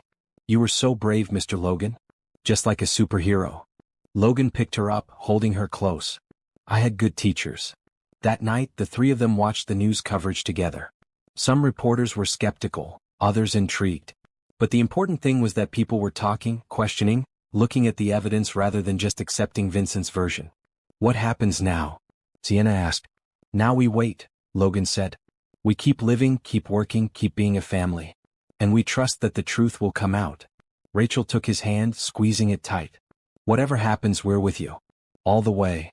Logan looked at them, these two people who had saved him in ways they'd never fully understand, and felt grateful for every twist of fate that had brought him to their door. Because yes, he'd lost everything. But in losing everything, he'd found what actually mattered. And no one could take that away. The press conference changed everything and nothing. Logan still woke at 5, still made Rachel coffee, still worked his dishwashing shift. But now people recognized him on the street. Some were supportive, others hostile. The diner saw an increase in customers, people curious to see the fallen CEO washing dishes. Frank pulled Logan aside one morning. "Media attention is good for business, but I need to know, is this going to be a problem? Are we going to have reporters camping outside?" "I hope not. But if it becomes an issue, I'll understand if you need to let me go." Frank shook his head. "I asked if it would be a problem, not if you needed to leave. You're a good worker, Logan. That matters more than drama." He paused. "But maybe we move you to morning prep instead of dishes? Less visible, same pay." Logan accepted gratefully. The new position meant arriving at 4 in the morning to prep vegetables and ingredients for the day. It was earlier, harder work, but it kept him out of sight when the diner was busy. Martin called with updates regularly. The new evidence had forced the prosecution to slow down, to re-examine their case. Private investigators were digging into Vincent's background, finding small inconsistencies. A former employee came forward, saying Vincent had pressured them to backdate documents. Another witness recanted part of their testimony, saying they'd been confused about dates. "It's not enough yet," Martin warned. "But we're building something. The case isn't as solid as they thought." At home, life developed a deeper rhythm. Logan's relationship with Rachel moved from friendship to something more without any formal declaration. They held hands while watching TV. He kissed her goodnight before she went to bed. Small intimacies that felt enormous. Sienna adjusted quickly, calling them "my two favorite people," and making elaborate plans for their future that involved pets and trips to the zoo and maybe a house with a yard someday. "Not too big though," she told Logan seriously. "Because then we couldn't see each other as much and we need to be close." "Deal. If we ever get a house, it'll be just the right size." Not if," Sienna corrected. "Mommy says we have to be positive." Rachel enrolled in 2 classes for fall, Anatomy and Physiology 2 and Clinical Nursing Practice. She was nervous but excited, studying at the kitchen table after her shifts while Logan helped her prepare for exams. "I can't believe I'm actually doing this," she said one night, reviewing her notes. "For so long it felt impossible. Like something other people got to do but not me." "Why not you?" "Because," Rachel trailed off, really thinking about it. "Because I'd convinced myself I didn't deserve it? That I'd made too many mistakes, that I was too far behind." "That's ridiculous. You're one of the smartest people I know." "Book smart is different from street smart. I never finished my degree the first time. I got pregnant, married too young, dropped out to support my husband's dreams." She laughed bitterly. "Which he abandoned along with me." Logan moved behind her, massaging her tense shoulders. "His loss. And his stupidity. But you're not that person anymore. You've grown, survived, built an incredible life for yourself and Sienna. Going back to school isn't starting over. It's continuing a journey that got interrupted." Rachel leaned back into him. "When did you get so wise?" "About 6 weeks ago, when a 5-year-old girl told me I looked like a sad prince." They laughed together and Logan marveled at how much had changed. 3 months ago, laughter felt impossible. Now it came easily, naturally, a regular part of his days. One evening, Jerome invited Logan to stay after his shift. "Wanted to show you something," the older man said, leading Logan to his small office. He pulled out an old photo album showing pictures of a younger Jerome in a business suit, standing in front of a restaurant. "That was mine. Before everything fell apart. It looked successful. It was. Until my partner started skimming from the register. I didn't notice until it was too late. By the time the truth came out, the damage was done." Jerome closed the album. But you know what I learned in prison? How to cook. Really cook. Some of the best chefs I've known were doing time. They taught me things my fancy culinary school never did. So you came out and started cooking? Started washing dishes, actually. Just like you. Worked my way up. Now I'm head chef here, and Frank's talking about making me a partner. Jerome smiled. Sometimes losing everything is the only way to find out what you're really made of. You sound like Rachel. Smart woman. You planning to marry her? Logan blinked at the directness. Oh, we haven't talked about that. Why not? Because I'm broke, facing potential prison time and living on her couch. Not exactly prime marriage material. Jerome snorted. And yet she looks at you like you hung the moon. And you look at her the same way. And that little girl calls you family. Seems to me you're already married in all the ways that matter. The paperwork is just details. Logan thought about that on his walk home. Marriage. Building a future with Rachel and Sienna. It seemed impossible and inevitable at the same time. He had nothing to offer them materially, but maybe that wasn't what they needed. At the apartment, he found Sienna at the kitchen table drawing while Rachel studied. It was their nightly routine, comfortable and peaceful. Logan joined them, pulling out his laptop to review case documents Martin had sent. "Mr. Logan," Sienna said without looking up from her drawing, "when you and Mommy get married, can I be the flower girl?" Rachel's head snapped up. "Sienna, where did that come from? You said family is who shows up for each other. Mr. Logan shows up every day. That means he's family. And families get married sometimes." Sienna's logic was unassailable in her own mind. Logan met Rachel's eyes across the table. She looked embarrassed but hopeful. "Your mom and I care about each other very much," Logan said carefully. "But marriage is a big step. It requires planning and discussion and love." Sienna interrupted. "Do you love Mommy?" The apartment went very quiet. Rachel held her breath, waiting. Logan could deflect, change the subject by time. But Sienna's question deserved honesty. "Yes," Logan said simply. "I love your mom very much. And Mommy loves you. I know because she's happy now. Really happy. Not pretend happy." Sienna went back to her drawing. "So you should get married. It's simple." Rachel laughed, tears in her eyes. "Nothing is simple, baby." But maybe Sienna was right. Maybe they were overcomplicating things. Logan stood, moving to sit beside Rachel. He took her hand. "I know the timing is terrible. I know I have nothing to offer you right now. But when this is over, when I've cleared my name, I want to build a life with you and Sienna. If you'll have me." "Logan. I'm not proposing. Not officially. Not yet. I want to do it right, with a ring and a plan and some kind of future to offer. But I need you to know, you and Sienna are my future. Everything else is just details." Rachel kissed him, soft and sweet and full of promise. Sienna made gagging sounds but smiled hugely. Okay. But I'm definitely being the flower girl." The next week brought a major development. One of Vincent's former assistants contacted Martin's office, claiming to have evidence of Vincent's fraud. She'd kept copies of original documents before Vincent altered them, afraid she might someday be blamed for irregularities she'd noticed.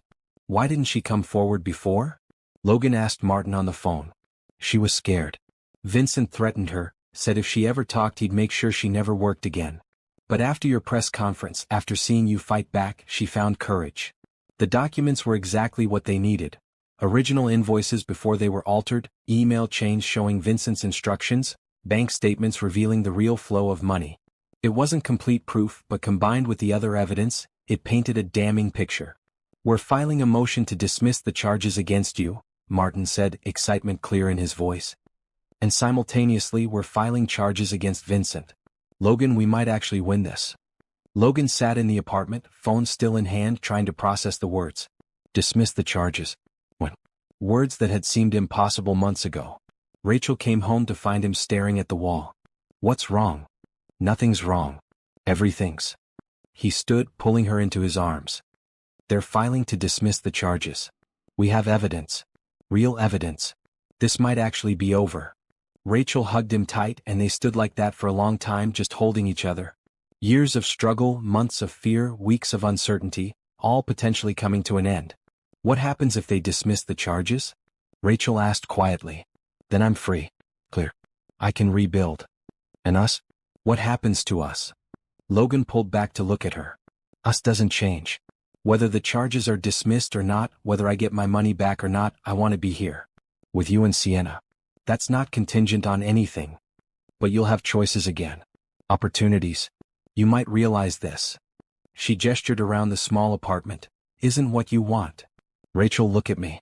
3 months ago I had everything the world says matters. Money, power, status. I was also miserable, alone, and so focused on the wrong things that I didn't see betrayal happening right under my nose. He cupped her face gently.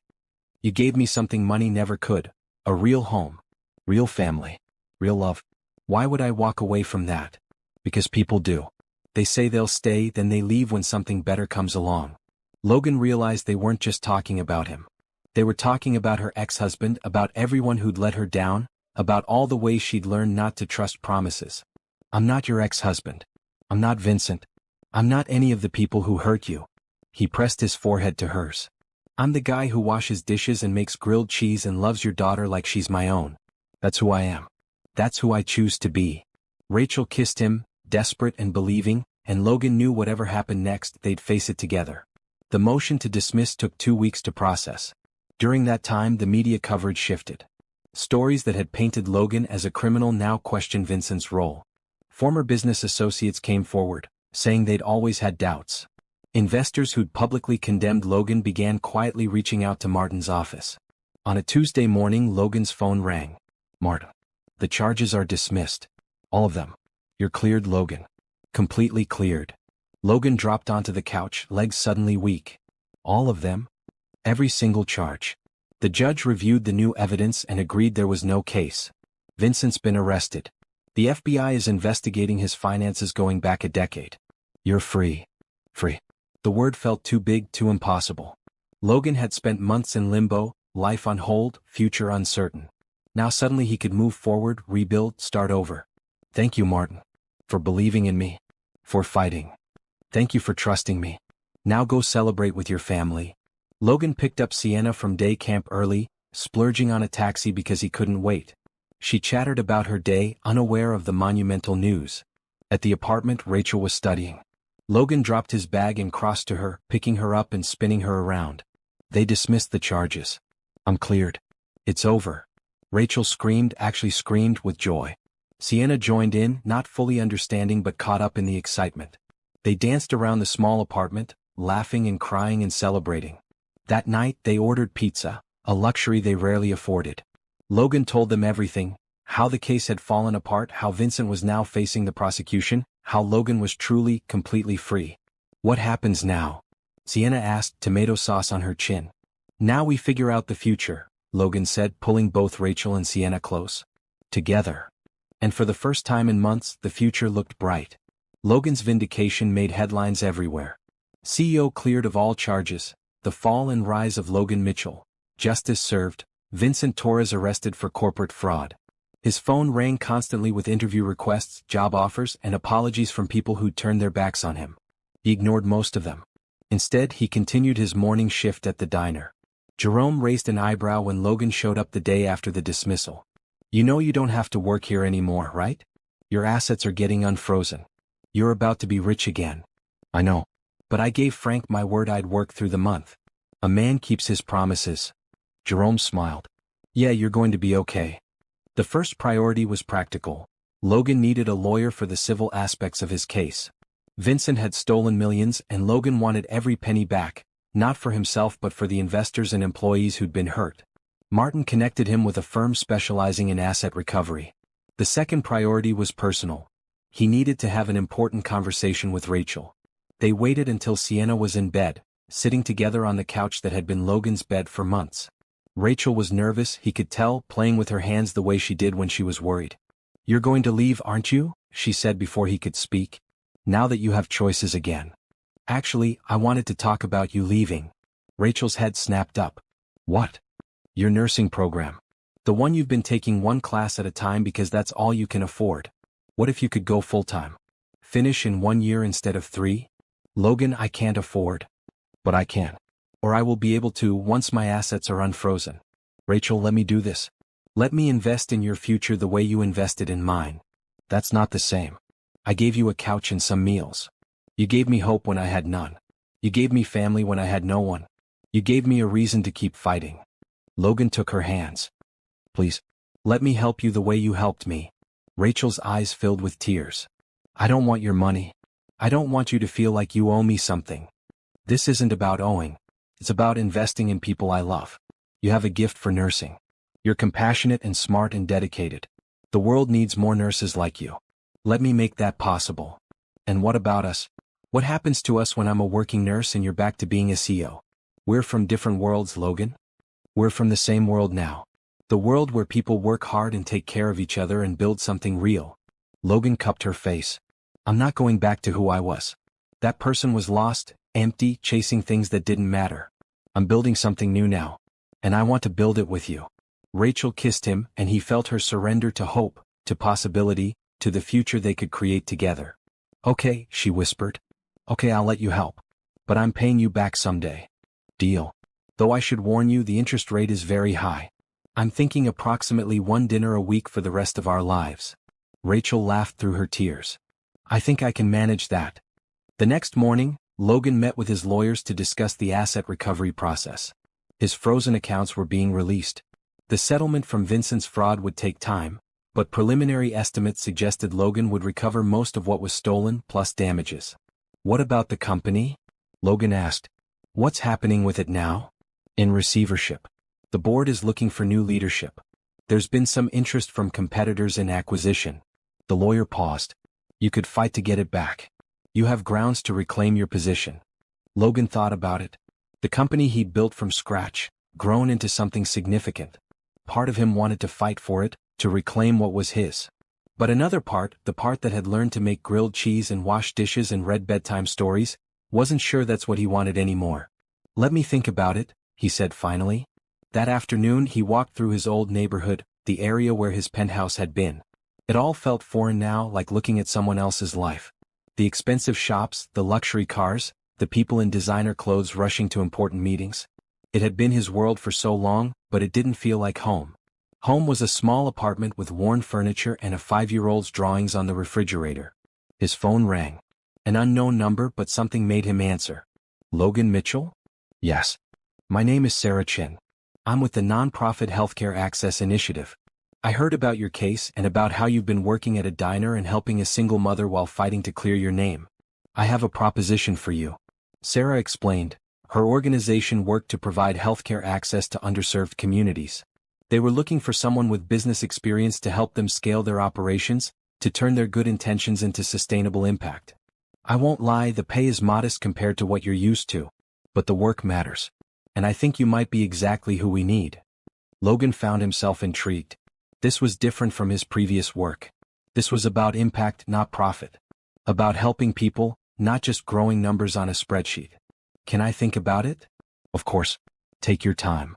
That evening, Logan told Rachel about both opportunities, reclaiming his company or working for the nonprofit. What do you want to do? She asked. Honestly, the nonprofit sounds more interesting. But I should probably take the company back, rebuild my career properly. Why? Because that's what you're supposed to do? Because that's what successful people do. Logan realized she was right. He was defaulting to expectations, to the path he'd always followed, without questioning if it was still the right path. The nonprofit, he said firmly. I want to do work that matters. Rachel smiled. Then that's what you should do. What would you choose? Return to the life you knew or build something new? Sometimes our greatest challenges teach us what truly matters. If this story is touching your heart, please subscribe and share your thoughts in the comments. Have you ever had to choose between success and significance? The next week was a blur of practical matters. Logan met with Sarah Chin and accepted the position with Healthcare Access Initiative. The salary was a fraction of what he'd earned before, but it was meaningful work with people who cared about impact. His penthouse apartment, still sealed by court order, was released back to him. Logan walked through it once, looking at the expensive furniture and designer decor. It felt like a museum, like someone else's life preserved in glass. He called Rachel. Can you meet me at my old place? Bring Sienna if she's not in camp. They arrived an hour later, Sienna's eyes wide at the fancy building with its doorman and marble lobby. The penthouse was on the top floor, taking up the entire level. This is where you lived? Rachel asked, taking in the floor-to-ceiling windows and the sprawling space. This is where I existed, Logan corrected. I didn't really live here. I slept here sometimes when I wasn't working. But it was never home. Sienna ran from room to room marveling at the size. You could fit our whole apartment in just this one room. Logan knelt down to her level. You're right. It's very big. But here's the thing, big isn't always better. Our apartment is small, but it's full of love. This place was big, but it was empty. So you're not moving back here? No. I'm going to sell it. And I was thinking maybe we could find a place that's just the right size. Big enough for all of us, but not so big we can't find each other. Sienna gasped.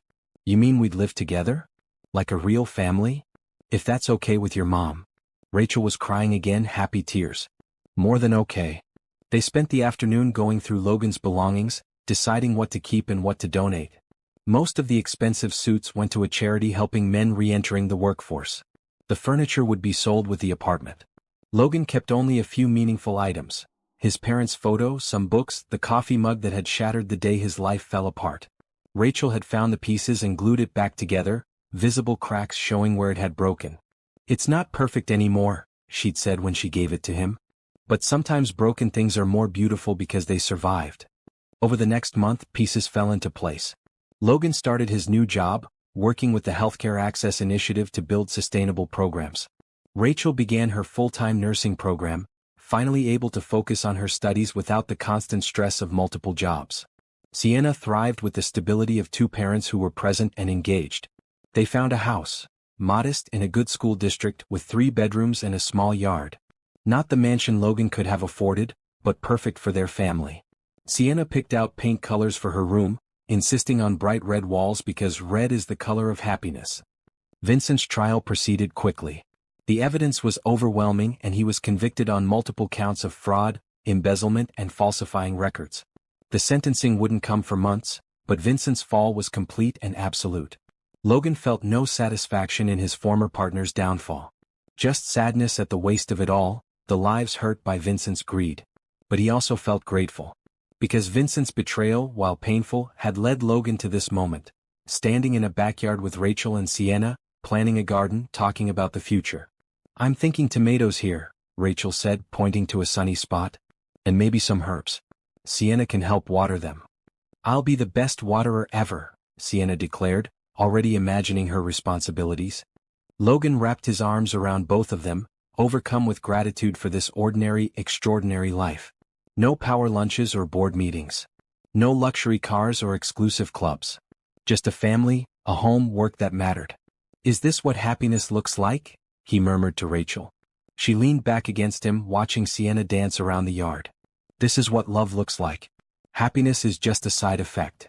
That evening, after Sienna was in bed, Logan and Rachel sat on their new porch, watching fireflies in the yard. I need to tell you something, Logan said. About Vincent's settlement. Okay. The preliminary numbers came back. After legal fees and compensating the investors who were hurt, I'm still looking at recovering about $40 million. Rachel was quiet, processing. That's a lot of money. It is.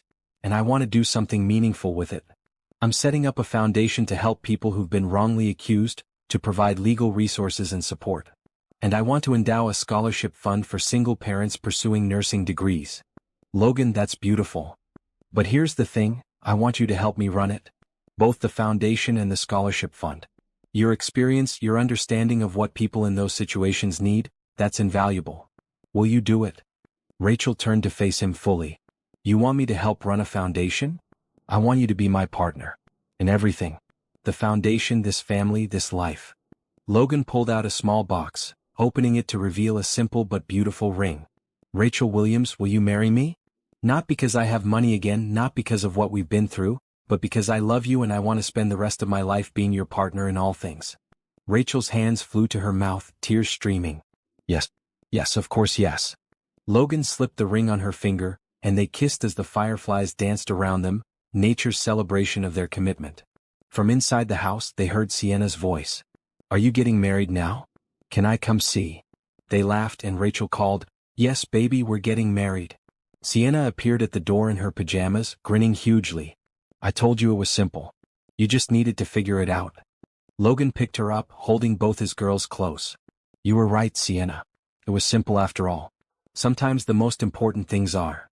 And standing there on their porch with his family in his arms and a future full of purpose ahead, Logan Mitchell finally understood what success really meant. It wasn't money or power or status. It was this: people you loved, work that mattered, and gratitude for every single moment. Everything else was just noise. The wedding was small, held in the backyard of their new home on a September afternoon. Just close friends, Jerome and Frank from the diner, Sarah Chin and colleagues from Healthcare Access Initiative, Martin and some of the legal team who'd fought for Logan's freedom. Sienna was indeed the flower girl, wearing a bright red dress she'd picked herself and taking her role very seriously. She walked down the makeshift aisle scattering rose petals with such concentration that guests couldn't help but smile. Rachel was beautiful in a simple white dress, nothing elaborate or expensive, just perfect for who she was. When she appeared at the end of the aisle, Logan felt his breath catch. This woman, who'd taken him in when he had nothing, who'd believed in him when everyone else turned away, was choosing to build a life with him. The ceremony was short and meaningful. They wrote their own vows, speaking from the heart about second chances and families chosen rather than born and the courage it takes to trust again. "I promise to show up," Logan said, holding Rachel's hands. "Every single day. In the good times and the hard times. When things are easy and when they're difficult. I promise to be your partner, your friend, your support. And I promise to love Sienna as my own, to be the father she deserves." Rachel's vows were equally simple and profound. "I promise to believe in you even when you doubt yourself. I promise to build a future with you not because it's safe or easy but because it's real. And I promise to remind you every day that you're enough. Not because of what you achieve or what you provide but because of who you are." When they kissed as husband and wife, Sienna cheered louder than anyone, yelling, "Finally," and making everyone laugh. The reception was casual: barbecue in the backyard, music from a speaker, no formality or pretense. Jerome had insisted on making the wedding cake, a simple but delicious creation that tasted like home.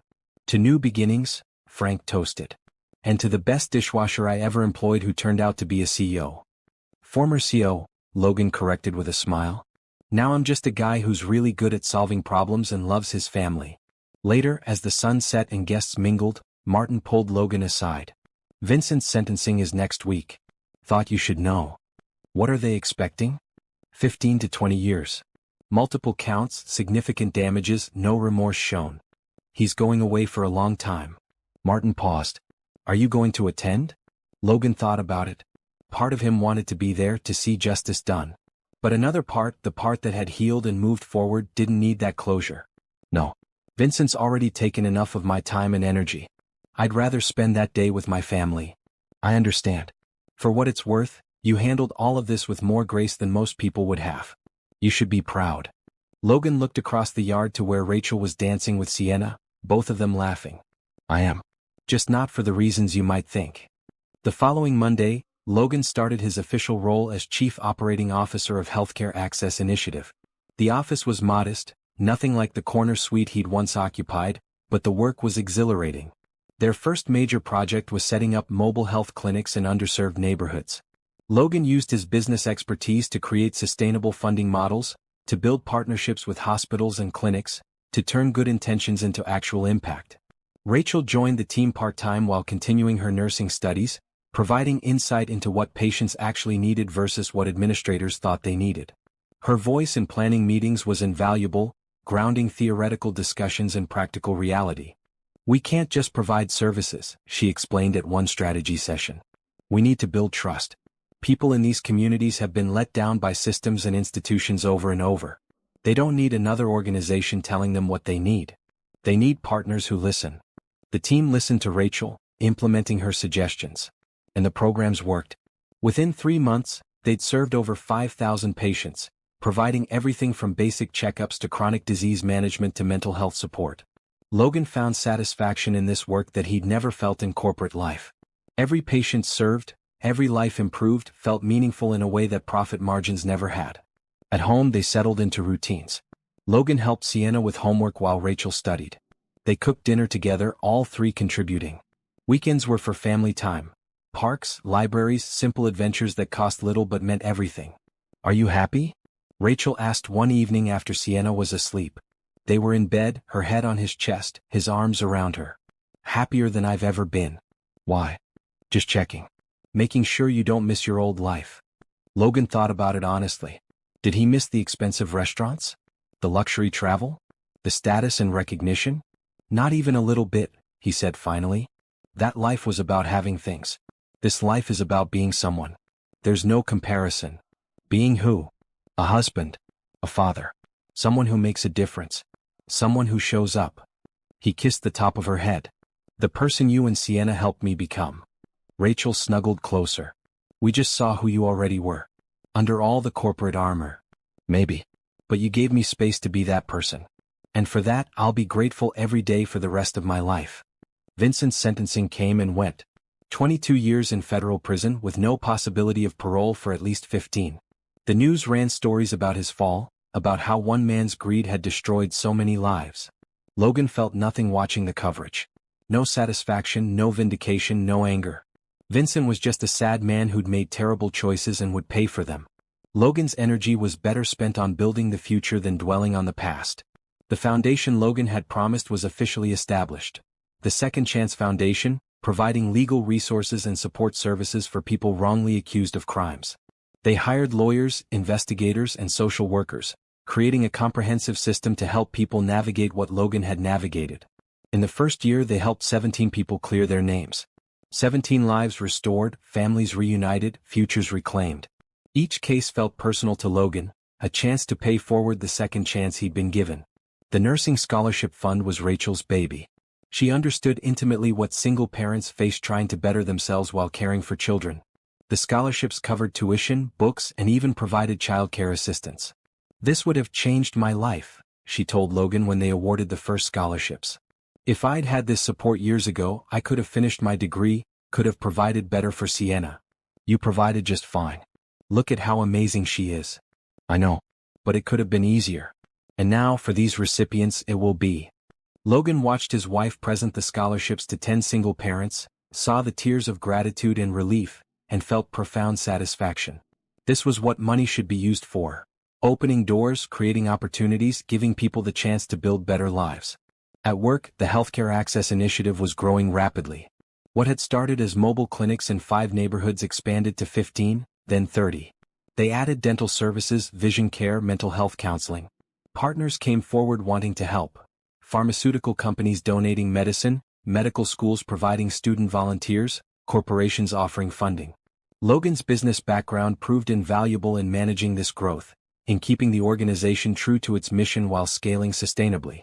But he was careful never to lose sight of the individual people they served. Once a month, he spent a day at one of the mobile clinics talking to patients, understanding their needs, making sure the organization stayed connected to its purpose. One day, a young woman came in with her daughter. The girl was maybe 3 with a persistent cough that worried her mother. I've been trying to get her seen for weeks, the mother explained. But we don't have insurance and the emergency room is so expensive. I was so relieved when I heard about your clinic. Logan watched the nurse practitioner examine the child, write a prescription, explain follow-up care. All provided at no cost, with dignity and respect. The mother cried with gratitude. Thank you. Thank you so much. You don't know what this means. But Logan did know. He understood what it felt like to need help, to be at the mercy of others' kindness. That experience had changed him fundamentally, had taught him that vulnerability isn't weakness and that accepting help with grace is its own form of strength. As months passed, Logan's complete vindication spread through business circles. Job offers came regularly, CEO positions, board memberships, consulting opportunities. Each one came with impressive titles and even more impressive salaries. Logan turned them all down. Don't you want to rebuild your career? One headhunter asked, confused by his refusals. You could be running a Fortune 500 company again.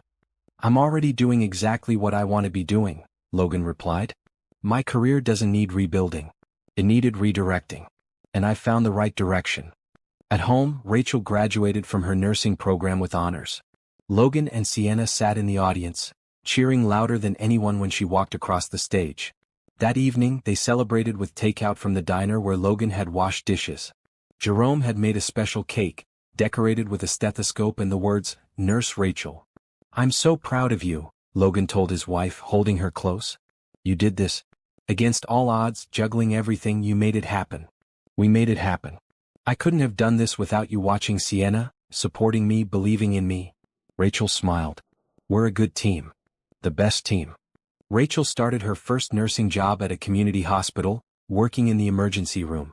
It was hard work, emotional and physically demanding, but she came home energized rather than depleted. "I love it," she told Logan after her first week. "Every patient I help, every person I can comfort or care for, it feels like exactly what I'm supposed to be doing." "I know the feeling," Logan said, thinking of his own work. One evening, Sienna asked, "Dad, can I ask you something?" It was the first time she'd called him Dad instead of Mr. Logan. Logan felt his throat tighten with emotion. "Of course, sweetheart. What is it? Do you ever miss being rich? Like really rich, with the fancy apartment and the expensive stuff?" Logan thought about how to answer honestly. "Sometimes I miss the ease of it.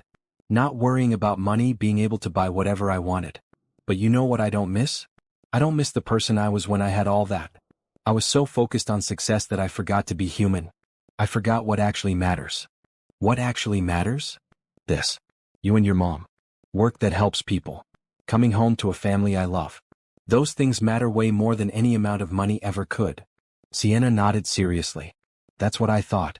Because you seem way happier now than in the pictures from before. In those old pictures you looked fancy." Logan surprised Rachel on their anniversary with a trip back to the women's shelter where she'd stayed with baby Sienna years ago. But this time they weren't seeking help. They were giving it. "I don't understand," Rachel said as they pulled up to the familiar building. "Why are we here?" "Because this place saved you when you needed it most. And I wanted to give back." Logan handed her an envelope. "Open it." Inside was a check made out to the shelter for $250,000, along with documents establishing an ongoing partnership between the shelter and the Second Chance Foundation. Rachel's hands shook as she read. "Logan, this is too much. It's not nearly enough. This place gave you and Sienna safety when you had nowhere else to go. It's part of why I have a family now. How could any amount be too much?" They went inside together, meeting with the director, a woman named Patricia who remembered Rachel from years ago. "I knew you'd make it," Patricia said, hugging Rachel tight. "You had that determination, that fire. I could see it even when you couldn't." "I almost gave up so many times," Rachel admitted. "But you didn't. And now look at you, a registered nurse, married, giving back. You're exactly the success story we hope for with every woman who walks through our doors." They spent the afternoon touring the facility, meeting current residents, hearing their stories. Each woman had her own journey of hardship and hope, her own reasons for being there, her own dreams for the future. Logan found himself talking with a young mother named Kelly who'd fled an abusive relationship with her 2 children. She reminded him so much of Rachel, scared but determined, broke but hopeful. "What's next for you?" Logan asked. "I want to go back to school. Maybe become a teacher. But I don't know how I'll manage it with the kids and work and everything." Kelly looked embarrassed. "Sorry, you probably don't want to hear all this." "Actually, I do. What if I told you there's a scholarship fund specifically for single parents pursuing degrees? Would you be interested?" Kelly's eyes widened. "Are you serious?" Logan handed her a card for the scholarship fund. "Apply. Let us help you build your future." As they drove home that evening, Sienna asleep in the back seat, Rachel reached over and squeezed Logan's hand. "Thank you. For today, for everything. For understanding what that place means to me. Thank you for showing me what real strength looks like. You rebuilt your entire life from nothing. That's more impressive than anything I ever did in business. We both rebuilt. Together." At work, the Healthcare Access Initiative received news that a major philanthropic organization wanted to partner with them, providing funding to expand nationally. It would mean more clinics, more services, more people helped. But it would also mean more responsibility, more time commitment, more travel. Logan would need to be the face of the expansion, doing presentations and pitches and networking. Sarah Chun called a meeting with Logan to discuss. "This is a huge opportunity. We could help millions of people. But I need to know you're all in." Logan thought about the increased travel, the time away from Rachel and Sienna. "Can I think about it?" "Of course. Take a few days." That night, Logan discussed it with Rachel. "Part of me wants to do it. The impact would be incredible. But part of me doesn't want to become that person again, the one who's always working, always traveling, never present." "What does your gut say?" "That I can do this without becoming who I was. That I've learned how to balance work and life in ways I didn't understand before." Logan paused. "But I need to know you're okay with it. With me traveling more, being busier." Rachel considered carefully. "I think you should do it. But with boundaries. No more than 1 week of travel per month. Regular family dinners that are sacred, no work calls during them. And you need to promise that if you start to feel like you're slipping back into old patterns, you'll tell me." "I promise. All of those things I promise." Logan accepted the expansion role with the agreed-upon boundaries. Over the next 6 months, Healthcare Access Initiative opened clinics in 12 new cities. Logan traveled for presentations but never more than a week at a time. He always called Sienna before bed no matter what time zone he was in. The work was exhilarating but exhausting. Logan found himself relying heavily on the skills he'd developed in his previous corporate life: strategic planning, resource allocation, team building. But he applied them with a different mindset now, always asking, "Who does this serve?" before, "What's the return on investment?" During one trip to Atlanta, Logan was presenting at a healthcare conference when he saw a familiar face in the audience. It took him a moment to place it, then recognition hit. Robert Sterling, the tech billionaire who'd come into the diner months ago. After the presentation, Robert approached. "Logan Mitchell? Is that really you?" "Robert, it's been a while. I heard what happened with Vincent. I'm sorry I didn't reach out, didn't offer support. I should have." Logan shrugged. "Water under the bridge. Everyone chose their path. I understand why people distanced themselves. Still, it was cowardly. And wrong." Robert gestured to the presentation materials. "This is incredible work you're doing. Healthcare access for underserved communities, it's exactly what this country needs." "Thank you. It's been rewarding. Listen, I want to help. My foundation has been looking for healthcare partners. Could we talk about potential collaboration?" Logan found it ironic that the same people who'd abandoned him in crisis now wanted to partner when he was successful again. But he also knew that cynicism wouldn't help anyone. If Robert's money could help more people access healthcare, did his motives really matter? "I'd be open to a conversation," Logan said carefully. "But I should be clear, this isn't about publicity or tax write-offs. Our organization serves real people with real needs. Any partnership has to honor that." "Understood. I'll have my team reach out." Flying home that night, Logan reflected on how much had changed. A year ago, Robert's presence would have intimidated him, made him feel inferior. Now he felt like an equal, confident in his work and his worth, regardless of net worth comparisons. At home, Rachel was waiting up despite the late hour. "How did it go?" "Good. Really good. We might have a major new partner." Logan told her about Robert Sterling's offer. "The guy from the diner? Small world. Right? But here's the thing, I wasn't intimidated. I wasn't trying to impress him. I just presented our work and let it speak for itself." Rachel smiled. "That's because you know your value now. Not your financial value, your actual value as a person. That's worth more than any bank account." As fall turned to winter, life found a rhythm. Logan traveled for work but always came home. Rachel excelled in her nursing job, often coming home with stories of patients she'd helped. Sienna thrived in school, bringing home excellent grades and a constant stream of artwork. They celebrated Thanksgiving with Jerome, Frank, and some of the staff from the diner. Christmas was simple: a modest tree, homemade gifts, focus on time together rather than expensive presents. "This is my favorite Christmas ever," Sienna declared, playing with the dollhouse Logan had built for her by hand. It wasn't store-bought or expensive, but it was made with love, and that made it priceless. In January, Vincent's appeal was denied. He would serve his full sentence with no reduction. The news was barely a blip in Logan's consciousness. Vincent belonged to the past, to a version of Logan's life that felt increasingly distant. The present and future were what mattered now. The Second Chance Foundation helped its 50th person clear their name, a single father who'd been wrongly accused of theft and had spent 3 years fighting the charges. Watching him reunite with his kids, seeing the relief and joy on their faces, Logan felt tears in his eyes. "You did that," Rachel said softly, standing beside him. "You turned your pain into purpose. You took what happened to you and used it to help other people. That's heroic. It's just the right thing to do." "Maybe. But a lot of people wouldn't do it. They'd stay bitter, stay focused on their own trauma. You chose differently." That night, Logan lay in bed thinking about Rachel's words. He had been bitter, had been focused on his own pain. But somewhere along the way, through the love of a woman and a child, through the simple act of showing up day after day, he transformed that bitterness into something productive. Pain into purpose. Trauma into mission. Losing everything into finding what actually mattered. In February, the Healthcare Access Initiative won a major humanitarian award.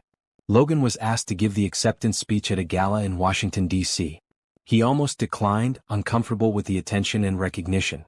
But Sarah convinced him. "This isn't about you. It's about the work. And accepting this award gives us a platform to talk about healthcare inequity, To reach people who can help us expand further. Sometimes we have to be uncomfortable for the greater good. So Logan went, bringing Rachel and Sienna with him. They stayed in a nice hotel, attended the gala in formal wear. Sienna was enchanted by the fancy dresses and the ballroom.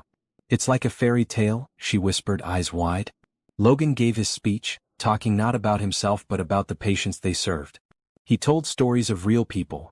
The young mother who finally got her daughter's asthma treated, the elderly man who received cataract surgery and could see clearly for the first time in years, the teenager who got mental health counseling that literally saved his life. "Healthcare isn't a privilege," Logan concluded. "It's a basic human right. And until every person in this country can access quality care regardless of their ability to pay, our work isn't done. This award isn't a finish line. It's fuel to keep going." The applause was thunderous. Afterward, dozens of people approached, wanting to partner, to donate, to help. Logan exchanged cards and made promises to follow up, but his mind was already back home, already thinking about the next clinic opening, the next patient served. At the hotel that night, after Sienna was asleep in the adjoining room, Rachel and Logan stood on the balcony overlooking the city. "You were brilliant tonight," Rachel said. "The way you spoke about the work, the passion in your voice. I was so proud. I was terrified. All those important people, all that attention. But you did it anyway. That's courage." Logan pulled her close. "I learned from the best. You've been brave every single day since I met you. Working 2 jobs, raising a daughter alone, taking in a stranger who could have been dangerous. If that's not courage, I don't know what is. We're both brave. We're brave together." They stood like that for a long time, holding each other, looking out at the city lights. A year and a half ago, Logan had stood on a similar balcony in his penthouse, alone and empty despite all his success. Now he stood in a hotel in a borrowed tuxedo, and felt richer than he'd ever been. Because he had everything that mattered: love, purpose, family, and the knowledge that his life meant something beyond profit margins and stock prices. "Ready to go home?" Rachel asked eventually. "Always. Home is my favorite place to be." And he meant it. Home wasn't a building or a location. Home was wherever Rachel and Sienna were. Home was the life they'd built together from nothing, the love that had saved him when he was broken, the family that had given him a second chance. Everything else was just details. The important stuff, the real stuff he already had. And he would spend the rest of his life being grateful for it. Spring arrived with cherry blossoms and new beginnings. Logan stood in the backyard of their home, watching Sienna plant tomato seeds in the garden they'd prepared together. She was 7 now, growing taller and smarter every day, but still the same kind-hearted girl who'd seen a crying stranger and insisted on helping. "Dad, do you think the tomatoes will be red or green?" she asked, patting soil over the seeds with serious concentration. "They'll start green and turn red when they're ready," Logan explained. "Kind of like how people grow and change." Sienna considered this with the philosophical depth she'd developed. "Like how you grew from sad Mr. Logan to happy dad?" Logan laughed, ruffling her hair. "Exactly like that." Inside, Rachel was preparing for her shift at the hospital. She'd been promoted to charge nurse, leading her emergency room team with the same compassion and competence she brought to everything. Logan watched her through the kitchen window, still amazed that this incredible woman had chosen him. His phone buzzed with a message from Sarah Chin. "Board meeting at 2 p.m. Important announcement." At the Healthcare Access Initiative office, Logan arrived to find the entire leadership team gathered. Sarah stood at the head of the table, practically glowing with excitement. "We've received the largest single donation in our organization's history," she announced. "Robert Sterling's foundation is giving us $50 million to establish a permanent endowment. We'll be able to expand to all 50 states within 5 years." The room erupted in cheers. Logan felt overwhelmed by the magnitude of it. $50 million meant thousands upon thousands of patients served, lives saved, futures changed. "There's one condition," Sarah continued, looking directly at Logan. "Robert wants to meet with you personally. He says he has something to discuss." They met for coffee the next week at a quiet cafe. Robert looked older than Logan remembered, tired but purposeful. "Thank you for meeting with me," Robert said. "I know our last real interaction was years ago, before everything happened with Vincent. I've been wanting to apologize properly." "Robert, you don't need to." "Yes, I do. When the accusations came out, I believed them without question. I cut you off completely, wouldn't take your calls. I was more worried about my reputation than about finding the truth. That was wrong." Logan appreciated the apology but found he didn't need it as much as Robert seemed to need to give it. "I understand. The evidence looked convincing. Most people reacted the same way. But we shouldn't have. You were a colleague, supposedly a friend. We should have at least listened to your side. Robert stirred his coffee absently. Watching what you've done since then, the Healthcare Access Initiative, the Second Chance Foundation, the Scholarship Fund, it's made me realize something. You're doing more good now than you ever did as a CEO. Than most of us are doing with all our wealth. I'm just trying to make a difference. And you are. Which is why I wanted to talk. My company, Sterling Technologies, we need new leadership. Our current CEO is retiring. I'd like you to consider coming back to the corporate world. As our CEO. Logan felt like he'd been transported back in time. A year ago, this offer would have been everything he'd wanted: vindication, a return to power, proof that he belonged at the top. Now it just felt wrong. Robert, I'm honored. Truly. But I have to decline. The compensation package would be extremely generous. 8 figures, full benefits, stock options. It's not about money. It's about purpose. I love what I'm doing. I love knowing that my work directly helps people who need it. Going back to corporate leadership would mean giving that up. Robert looked surprised but nodded slowly. I understand. And honestly, that response just confirms you're exactly the kind of person we need. But if you won't take the CEO role, would you at least join our board? Help guide us toward more socially responsible practices. That Logan could agree to. Being on Sterling Technologies' board would give him a platform to advocate for ethical business practices, to push for corporate responsibility and community investment. I'll join the board. But I maintain my role with Healthcare Access Initiative. That's non-negotiable. Deal. They shook hands and Logan felt satisfied with the compromise. He could influence corporate culture without abandoning the work he loved. That evening he told Rachel about the offer and his decision. You don't regret it? She asked. Turning down being a CEO again? Not for a second. That life, it looks impressive from the outside. But I know what it costs. Time with family, peace of mind, sometimes your soul. I'm not willing to pay that price anymore. What if you could do both? Be a CEO and maintain balance. Maybe some people can. But I know myself now. I know how I get when work becomes my identity instead of just what I do. I don't want to be that person again. Rachel kissed him softly. I love that you know yourself well enough to make that choice. In May, Sienna School had a career day where parents came to talk about their jobs. Logan went along with Rachel and they spoke together about their work. Logan talked about helping organizations serve people better, about using business skills for social good. Rachel talked about nursing, about being there for people on their worst days and helping them through. But the real impact came when Sienna stood up at the end and said, My parents taught me that the best job is one where you help people. It doesn't matter if you're rich or poor, fancy or regular. What matters is that you make the world a little bit better. 7 years old, Logan thought, and she already understood what it had taken him 42 years to learn. The teacher asked parents to share defining moments in their careers. Logan thought about all the business deals he'd closed, the companies he'd acquired, the millions he'd made. None of those felt like defining moments anymore. My defining moment, Logan said slowly, was when I lost everything. My company, my money, my reputation. I ended up on a sidewalk in the rain with nowhere to go.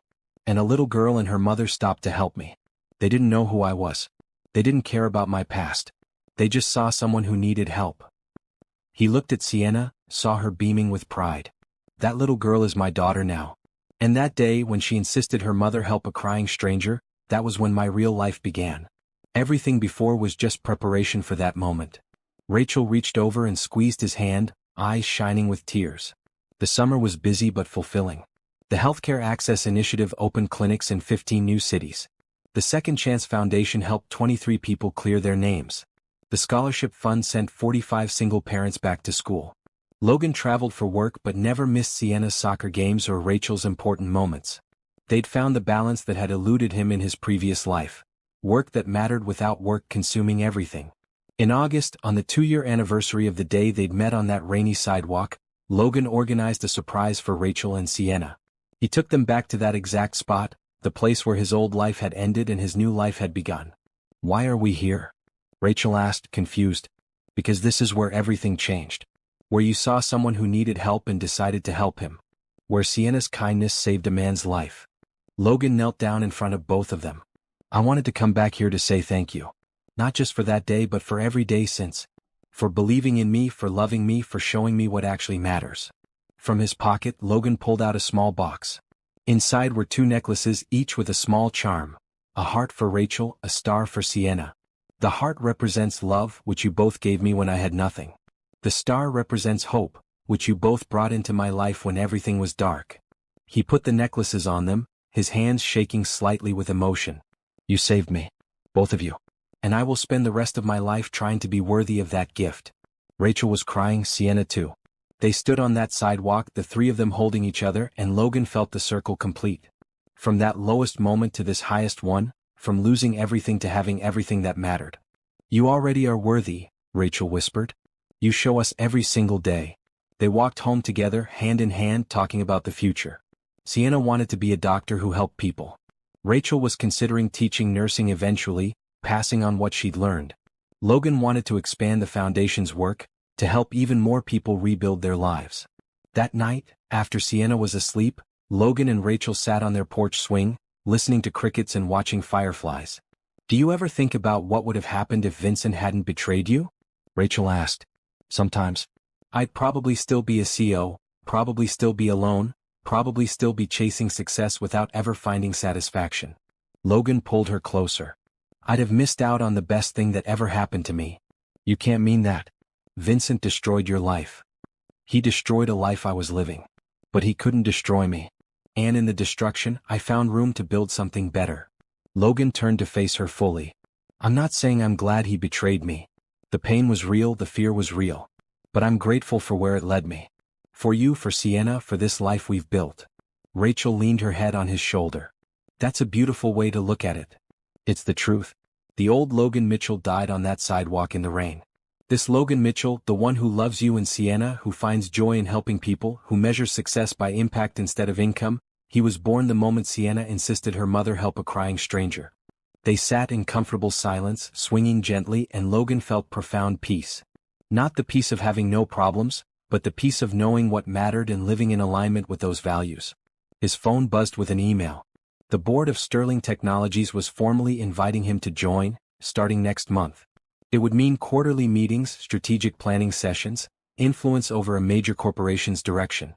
But it wouldn't change his core work, wouldn't take him away from his family, wouldn't compromise what he'd built. Good news? Rachel asked, seeing his expression. Just confirmation of the board position. It's official. How do you feel? Grateful. I get to influence corporate practices, push for social responsibility, maybe help other companies see that profit and purpose don't have to be mutually exclusive. Logan smiled. And I get to do it while staying true to what matters. This family, this life, this purpose. That's my husband, Rachel said proudly. Changing the world one board meeting at a time. They laughed together and Logan marveled at how natural this felt. Marriage, family, partnership. Things that had seemed impossible during his corporate life now felt like the most natural things in the world. A car pulled up outside their house. Logan recognized it. Martin, his lawyer, who rarely visited unannounced. Logan, sorry to drop by like this. But I have news that couldn't wait. Martin looked excited, almost giddy. Vincent's been cooperating with investigators. In exchange for a slightly reduced sentence, he's given up information about other corporate fraud schemes he knew about.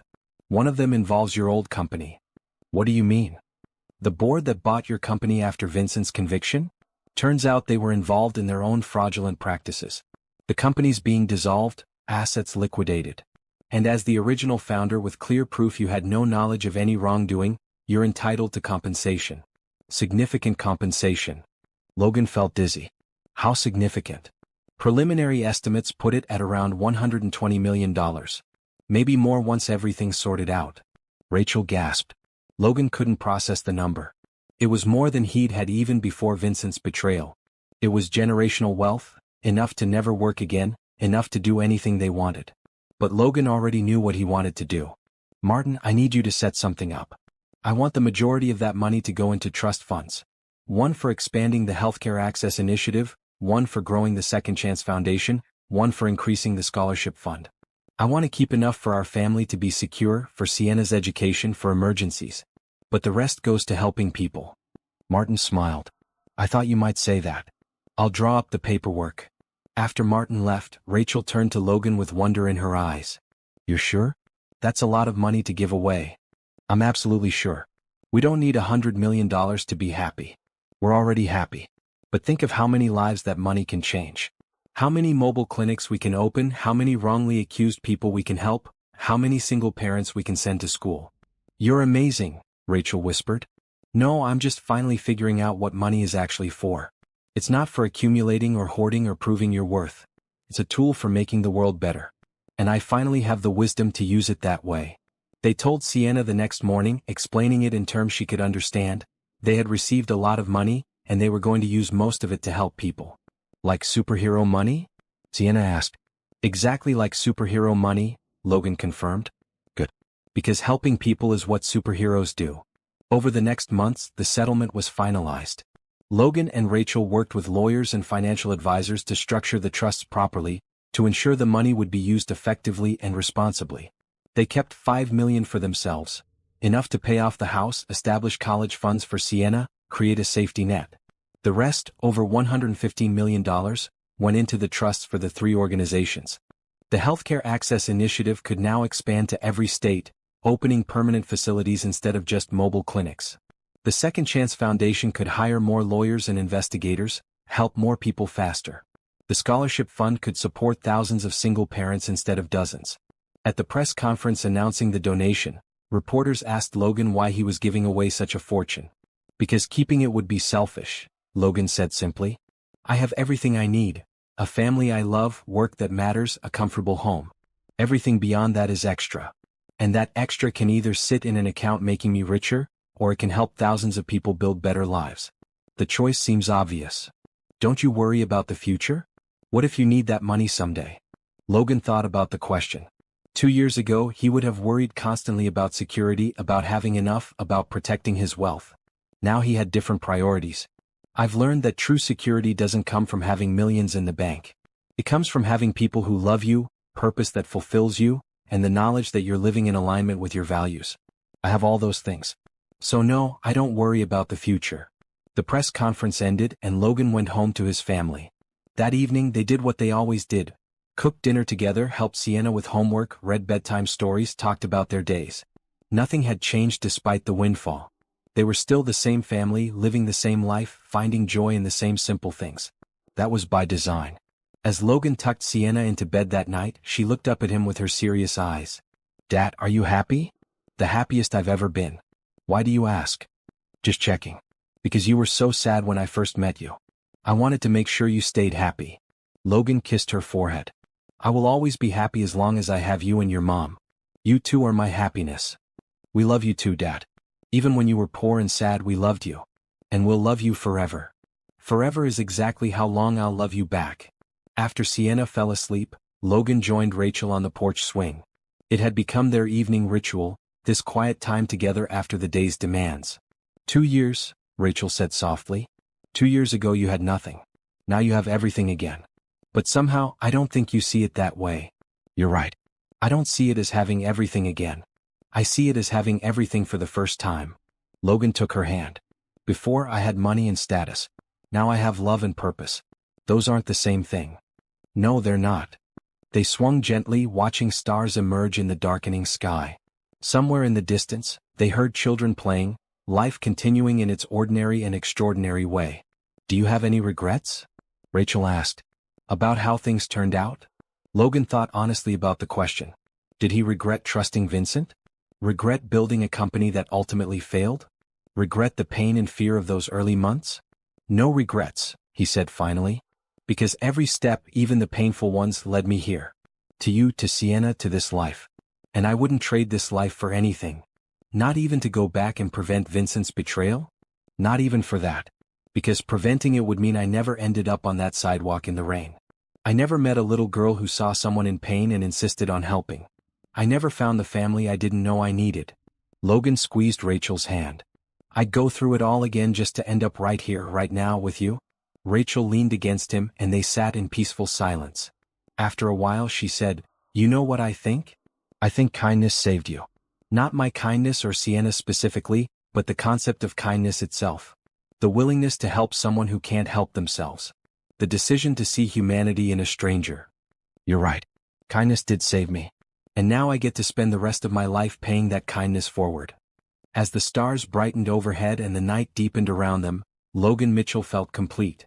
Not because he'd regained his wealth or cleared his name or achieved success again, but because he'd learned what actually mattered, what was actually worth building a life around. Well, family, purpose, kindness. Everything else was just details. And those details, while nice to have, would never be as valuable as what he already possessed. The love of a good woman, the trust of a sweet child, the satisfaction of work that helped people, and the wisdom to know the difference between having everything and having enough. He had enough. More than enough. He had everything that mattered. And that, Logan realized as he held his wife under the stars, was the only success worth achieving. The only wealth worth accumulating. The only legacy worth leaving behind. Not money in a bank account, but love multiplied in the world. Not power over others, but empowerment of others. Not status or recognition, but quiet dignity and purpose. From the depths of loss to the heights of fulfillment, Logan Mitchell's journey had come full circle. And he stood at the center of that circle, arms around his family, heart full of gratitude, and knew with absolute certainty that he was exactly where he was supposed to be. Home. Not just a place, but a state of being. Home in his heart. Home in his purpose. Home in the love of the two people who'd saved him when he was broken and had stayed with him as he became whole. This was the happy ending. Not perfect but real. Not easy but earned. And it was more than enough. It was everything.